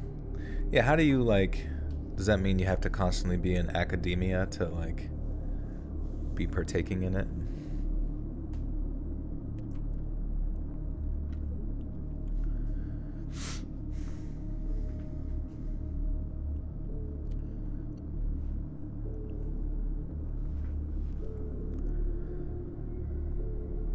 I'm not sure how to start this story, so I'm just gonna go ahead with it. My boyfriend, a 20-year-old male, and I, a 21-year-old female, live alone, and we both work weird hours. He leaves for work at around 10:30 p.m., and I leave around 4 a.m. It started to get cold outside, and I drive a 30-year-old Honda, so it takes a while to warm up. One morning, I went outside at around 3:45 a.m. to start my car, so it would be warmed up by the time I was leaving for work. When I went outside to start my car, there was nobody else outside and no other cars that I could see besides the ones parked in my neighbor's driveways. There was not a car parked in... When I went outside to start my car, there was nobody else outside and no other cars that I could see besides the one parked in my neighbor's driveways. There was not a car parked in front of my house. Then at 4 a.m. it was time for me to leave. I got all my stuff ready and was walking to my car, and as I'm walking I hear a man yell, "Hey!" I ignored it because obviously it's 4 a.m. and dark outside and I'm a female, I don't know. But I noticed his car was parked directly in front of my house, which is honestly weird to me by itself. So then again he yelled hey, but it was a bit louder this time. I still refused to even look in that direction and pretended I didn't hear him. He yelled over and over again, "Hey, can I get a jump?" asking me to jump his car. He kept getting louder each time and seemed like he was starting to get frustrated. At this point, all I was thinking was, this guy was not here 15 minutes ago. How did he suddenly pull up and his car died conveniently right in front of my house, all within 15 minutes? So anyway, I continued to pretend that I didn't hear him, got in my car and immediately locked the doors and left.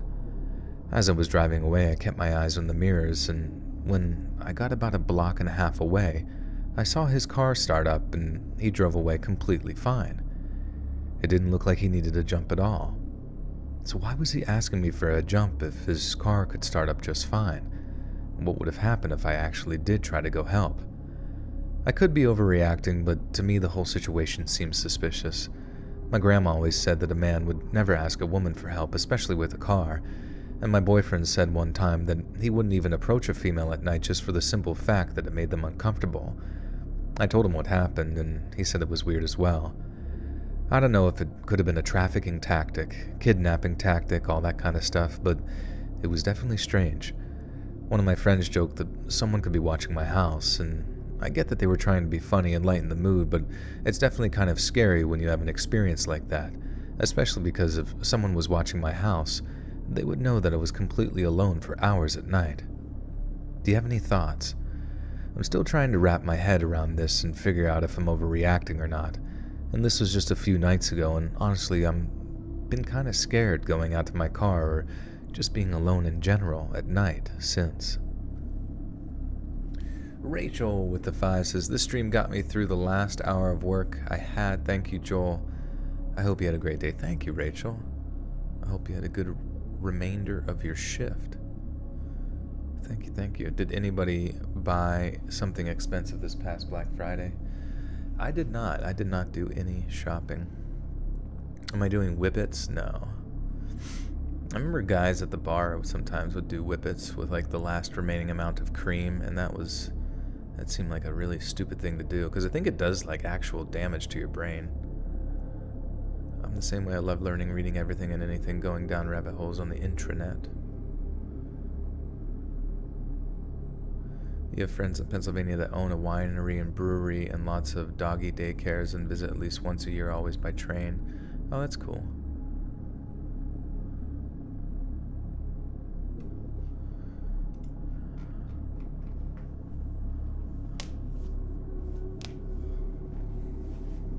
The soothing voice of Let's Read.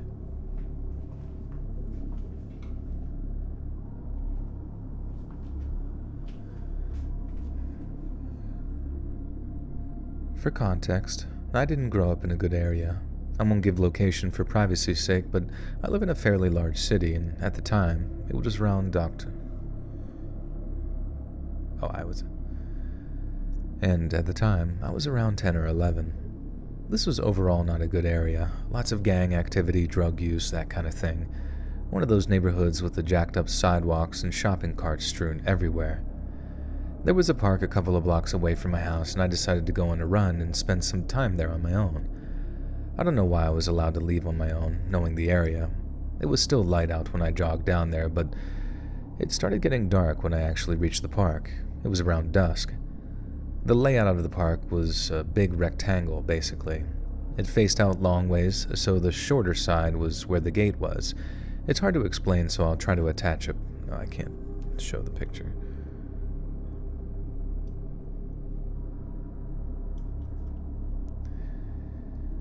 It faced out long ways, so the shorter side was where the gate was. There was a set of swings at the very front, and I sat down to hang out there a bit. At the time, I didn't have a phone with service, I just had music downloaded to listen to it.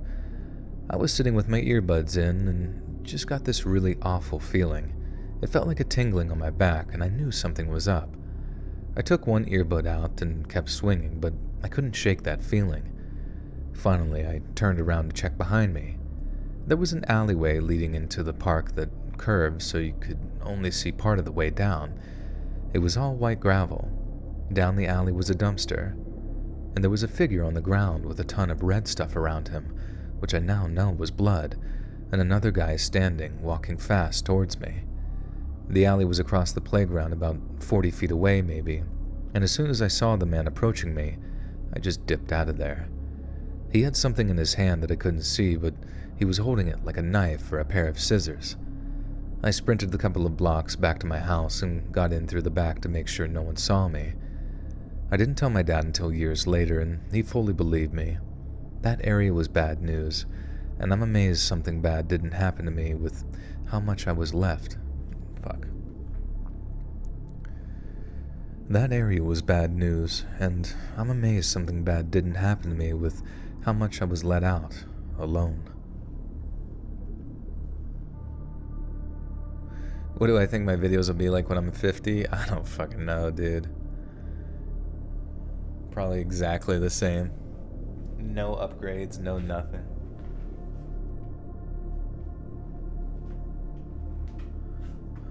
I'm back in this bit.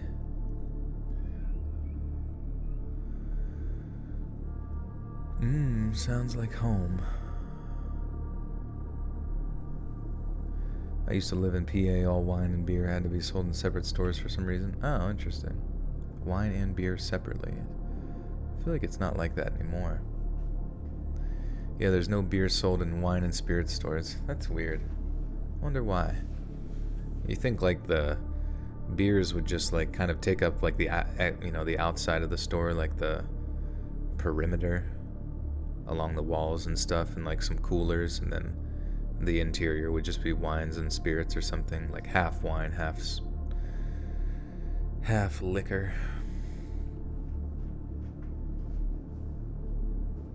Does anyone know if sometimes when someone sneezes is because someone is talking about them? Is it somewhat true? I don't think so, bro. I think it's just you get shit in your nose and your nose wants to expel it.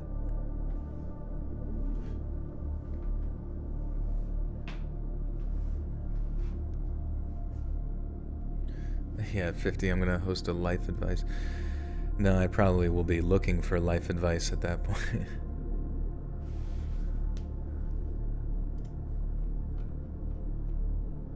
I'll have my son take over. I just got back from a family vacation in Los Cabos, Mexico. Make sure I'm Cabos. Los Cabos.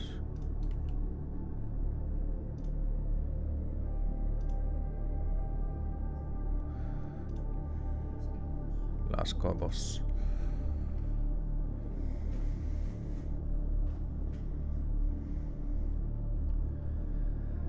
I just got back from a family vacation in Los Cabos, Mexico. We stayed in a nice Westin resort, and usually around 9:30 p.m. my family would head back to their rooms to go back to sleep. We stayed at a nice Westin resort, and usually at around 9:30 p.m. my family would head back to their rooms to go to sleep. Naturally, as a 25-year-old, I wanted to stay up and party or go drinking at bars, but my older brother was working remotely and wouldn't go out with me. After the family went to bed, I went out to a bar around the corner from my hotel and ended up befriending the locals there and a 29-year-old guy named San Diego, from San Diego. After the family went to bed, I went out to a bar around the corner from my hotel and ended up befriending the locals there and a 29-year-old guy from San Diego named Luke, who was there for a wedding. We started hanging out every night after my family went to sleep, and on the third night of the trip, Luke asked if I wanted to meet him in downtown Los Cabos with his friends. I really wanted to, but I was at an important dinner with my family that went on later than usual. I ended up staying at home that night. The next night, I met him at this huge Pablo Escobar-esque mansion that they rented on Airbnb, and he told me that it was good that I couldn't make it out the night before because of how scary of an experience it was. He explained to me that the night before, his buddy was peeing outside and someone approached him and held out a key with a bump of coke on it. Without thinking, he snorted the bump and the person who offered it was now demanding that he buy an $80 bag from them. He was drunk and refused while getting pretty aggressive towards them. Things went from bad to worse as the Mexican who offered the bums started following their group from bar to bar for the next 3 hours, taking pictures of them. He called his friends, and there were now a group of them following behind and claiming to be affiliated with the cartel. They warned that if Luke's buddy didn't pay them, that they were going to call their boss. Luke eventually went over and tried to smooth things over. They told him his friends had stolen from them, and that it was going to cost him his life if someone didn't pay up. The cartel member also pulled his shirt up, revealing a 9mm pistol in his waistband. Luke did the right thing and remained calm while offering to take them to an ATM to pay out of pocket, $160 US, so they could all be left alone. The cartel members gave him an empty Coke bag and abruptly left. Even after doing all of this for his friend's safety, his friend denied any responsibility or wrongdoing and even had the audacity to blame Luke for trying to help by getting involved. He also didn't offer Luke a single dollar. After this event happened, Luke got robbed again in the same night, with a girl who ripped his $200 gold necklace right off his neck. His friend was cool to me, but sounded like a real jerk after Luke explained this to me. Poor dude was just trying to be a good friend and was met with no gratitude, only to be robbed again. Needless to say, I'm very happy that I didn't make it out to meet them that night. I also think that things could have gotten a lot worse for them had he not offered the cartel members money.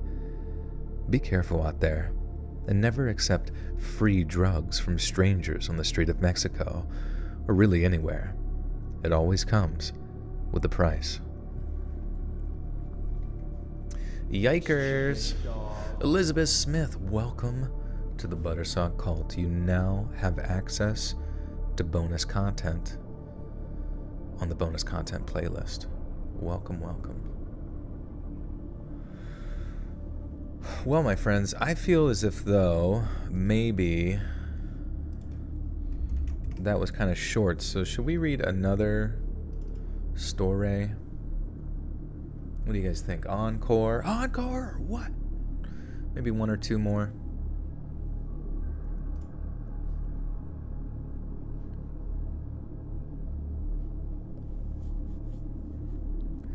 Let me find them. Let me go a-diggin'.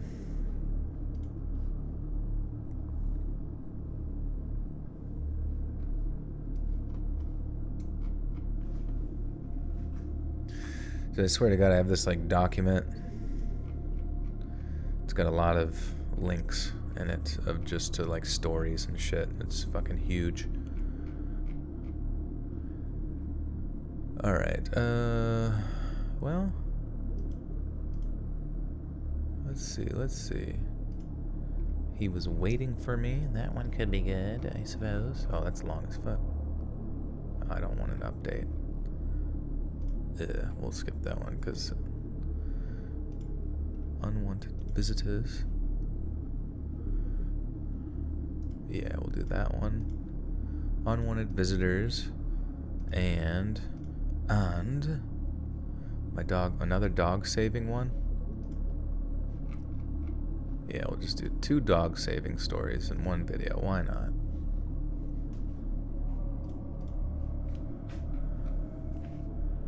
Encore, encore.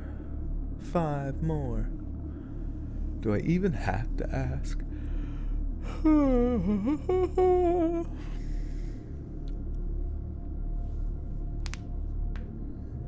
I'm outside alone putting up more lights and decorations. Your voice keep me coming. Thank you. Welcome.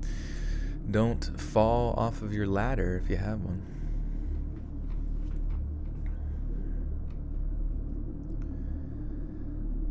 We moved into a suburban house in the southern U.S. a few years back. When the pandemic hit, I found myself working remotely. It was great since I spent more time with my family and didn't have to spend 2 hours in traffic. However, being home a majority of my week exposed me and my family to a variety of strange encounters that have only escalated through the years.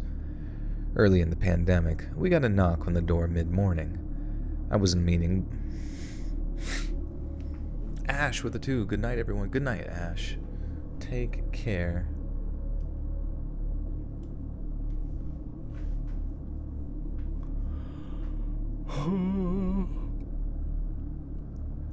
Early in the pandemic, we got a knock on the door mid-morning.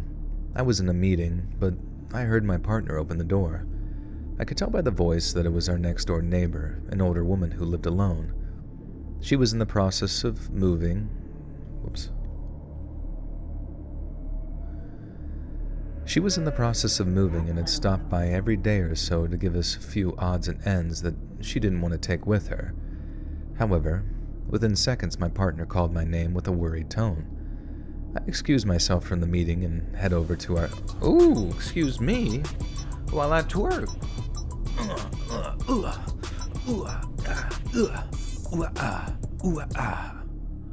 Lauren NASCAR with a 30 biggins. Says it's been a while since we had a twerk. It has.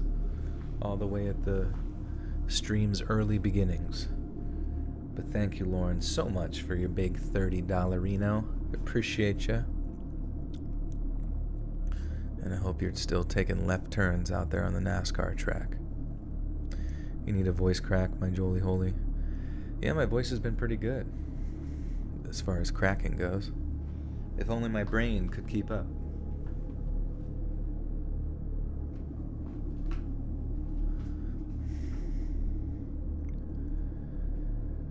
Early in the pandemic, we got a knock on the door mid-morning.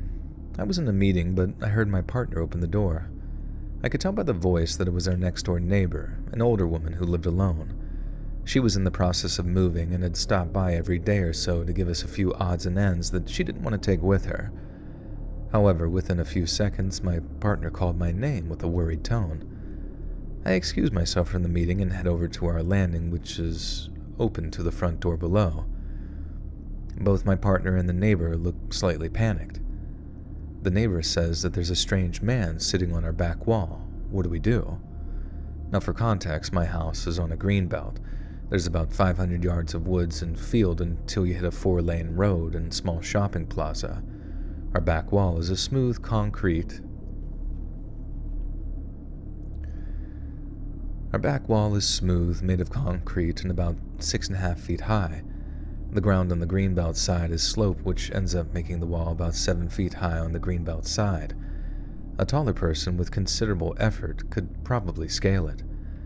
I initially think that there's no way someone is up on that wall right now, but sure enough, as I run downstairs and look through the back sliding glass door, there's a middle-aged man smoking a cigarette with both feet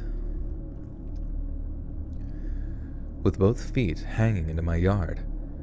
He's kind of lazily staring at the back of mine and my neighbor's houses, and my adrenaline starts to kick in. My kids' swing set and toys are in the backyard. I hate confrontation, but I seem to be automatically moving to open the back door.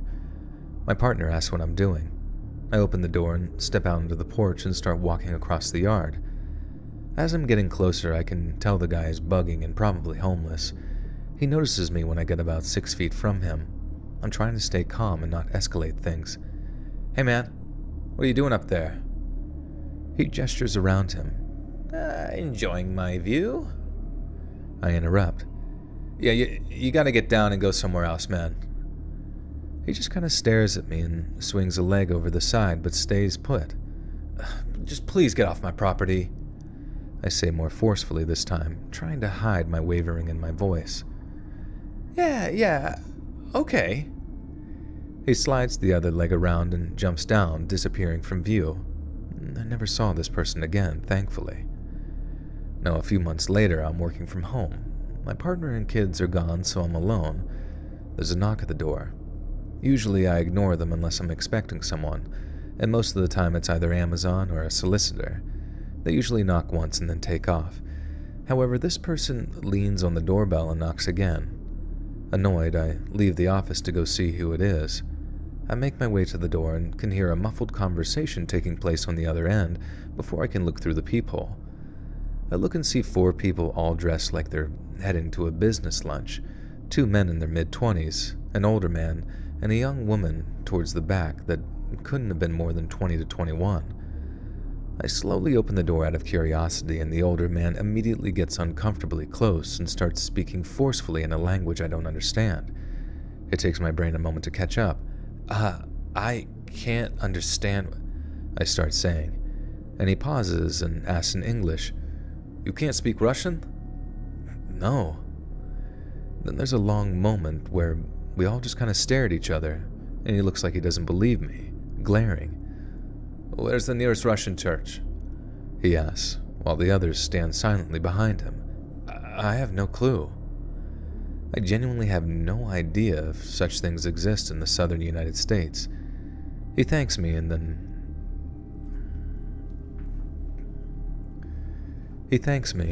then they all walk back to their nondescript sedan and take off. They did not stop at any of their houses on the street. What's my live schedule? Usually Sundays, Tuesdays, and Thursday nights, around like 9 p.m., 9 to 10 p.m. start time EST. And then, I'll be recording the stories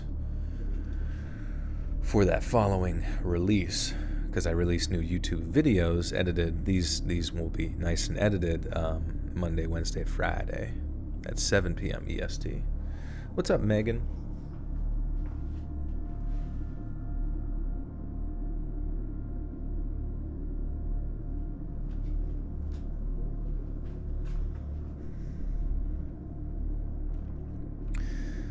Alright, this is the last story.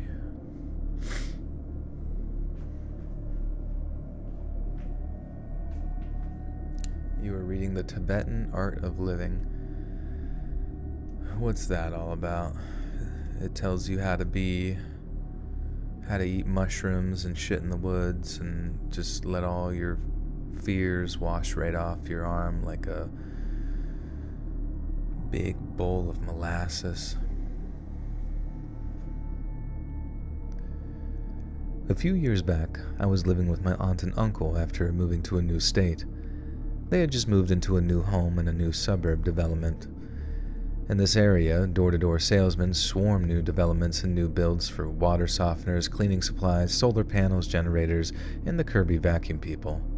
They wandered the neighborhood all day knocking on doors, but were usually gone by around 5 p.m. This particular evening, I was home alone with my dog, a mutt who was mostly black lab and an unknown mixture. He was roughly the size and weight of a full-breed Labrador, but he had a stockier build and long, wiry hair. He was a gentle, sweet baby who was upset if someone spoke harshly to him, and I'd never known him to be threatening to anyone. My aunt and uncle were out celebrating their anniversary. This time of the year, the days were getting longer, and we would have full dark by around 8 p.m. It was about 7 p.m. and starting to get dusky when someone rang the door.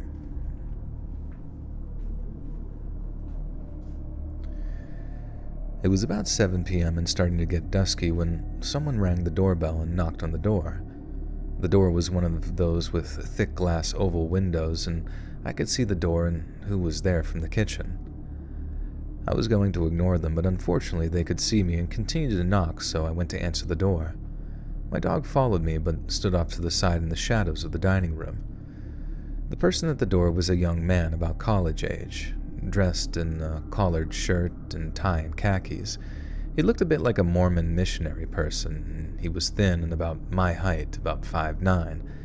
I figured that he was a salesman of some sort, but thought it was odd that he was out this late in the day. I thought I'd open the door a crack, tell him that I'm not interested, and then lock the door again. I opened the door a few inches to speak through it, and he starts to spiel about Kirby vacuum cleaners, and he wants to come in and give a demo. 1, this is not my house, and 2, I know once they get in, they aren't leaving without selling something, and I have no need for an overpriced vacuum, and I don't have $1,000 to spend anyway. I tell him, no thanks, I'm not interested, and begin to close the door when he puts his foot between the door and the door jamb and throws his hand up to stop the door from closing. This is when I'm thinking, what is happening?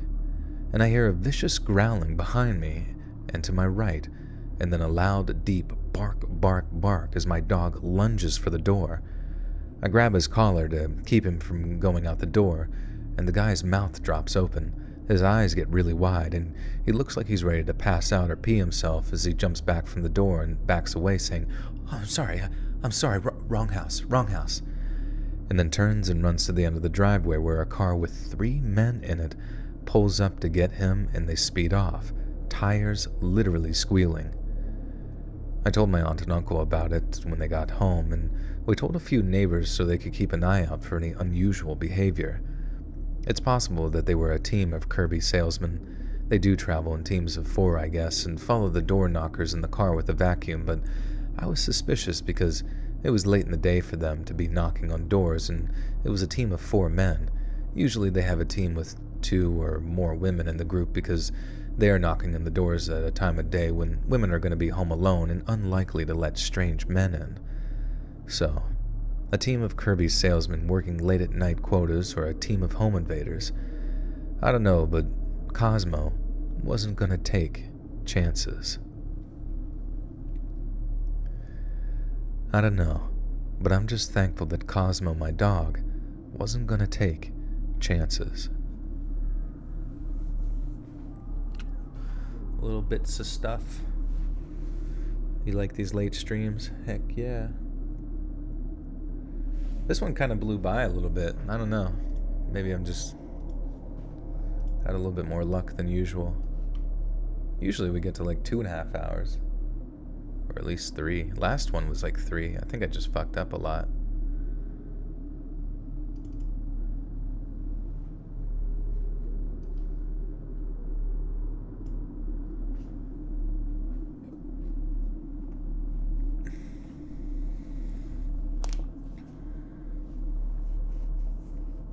I guess I could check the word count to see, but I mean that would be kind of boring too for you guys if I just sat here and copy and pasted words to see how long the video is gonna be.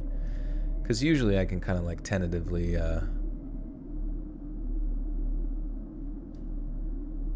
gather how long a video is gonna be if they're all like around. Usually like most of my videos are around like 7,500 to like 8,000 words. What's the transition noise you use in your video? So spooky, I love it. It's actually from Epidemic Sound.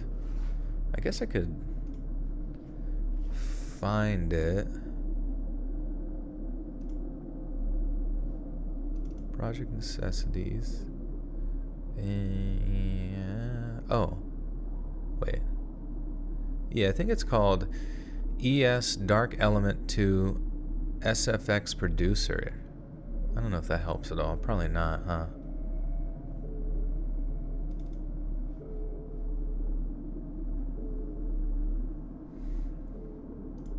I guess I could post that on, I wonder if you can post it on, like, Twitter or something like that. I could probably, like, make a render, like, a small video with that transition noise, just so people know what it is.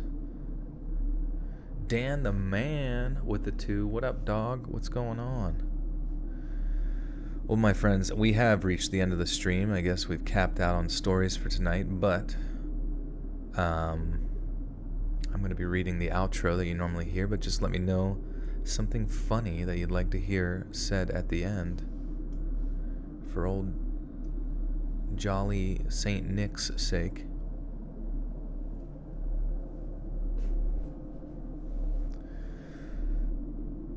Hey friends, thanks for listening.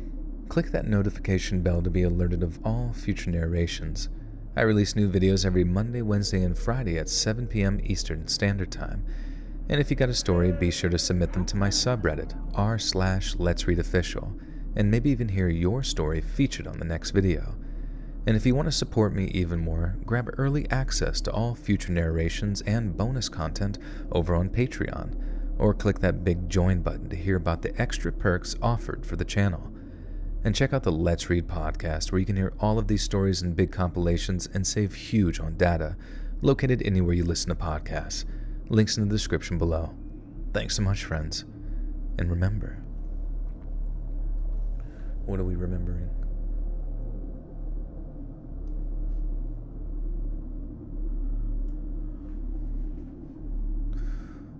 Okay, Hanks. I'm starting to try and grow my YouTube channel. I think I have a decent voice for a teenager. I always enjoy listening to your content, so I thought, oh yeah, definitely. No worries, my friend. And yeah, it's always good to be creative and go after what you want to go after, you know what I mean? You will be the next Mr. Beast. Can you have a good night hug? I wish I would squeeze the goo out of all of you. I forgore. I think I already did the I forgore ending before. Remember, Jolly St. Nick is coming for your cheeks. For them cheeks. The big red sack isn't always full of presents. That one's kind of good. Alright. Thanks much, friends. And remember, the big red sack isn't always full of presents.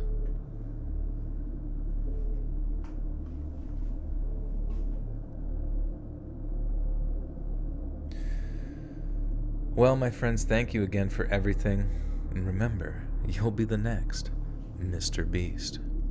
That'd be good too. Maybe next time. Remind me next time. Well, I appreciate you guys and everything. Thank you so much for the support and love as always. I will get this edited and ready to rock and roll over on Patreon. It's only $1 a month for early access over there to all the audio. So you can get it before anyone else and go to bed early. Because that's what I want for everyone. I want you in bed by 5 p.m. As soon as the sun goes down, I want you in bed, asleep, and staying in bed for 12 plus hours. Essentially, you're in prison. And you get a bed sore. Just kidding. But, yeah, early access over there. And then I will get these nice and edited, ready to rock and roll on YouTube at 7 p.m. EST tonight. New videos Monday, Wednesday, Friday. And guess what day it is? Guess what day it is? It's Humpers Day, where everything gets humped without question. If you try to resist, you go to jail. Straight to jail. But, yeah. So, anyways. Thank you guys again. And yeah, I'll be back streaming on Thursday. So be sure to follow me on Twitter at Let's Read Creepy so you can be never miss a notification for a stream. And hit that bell, too. Whatever you need to do. I will send out snail mail to make it happen. Alright? Alright. Goodbye. Goodbye. Goodbye. Goodbye.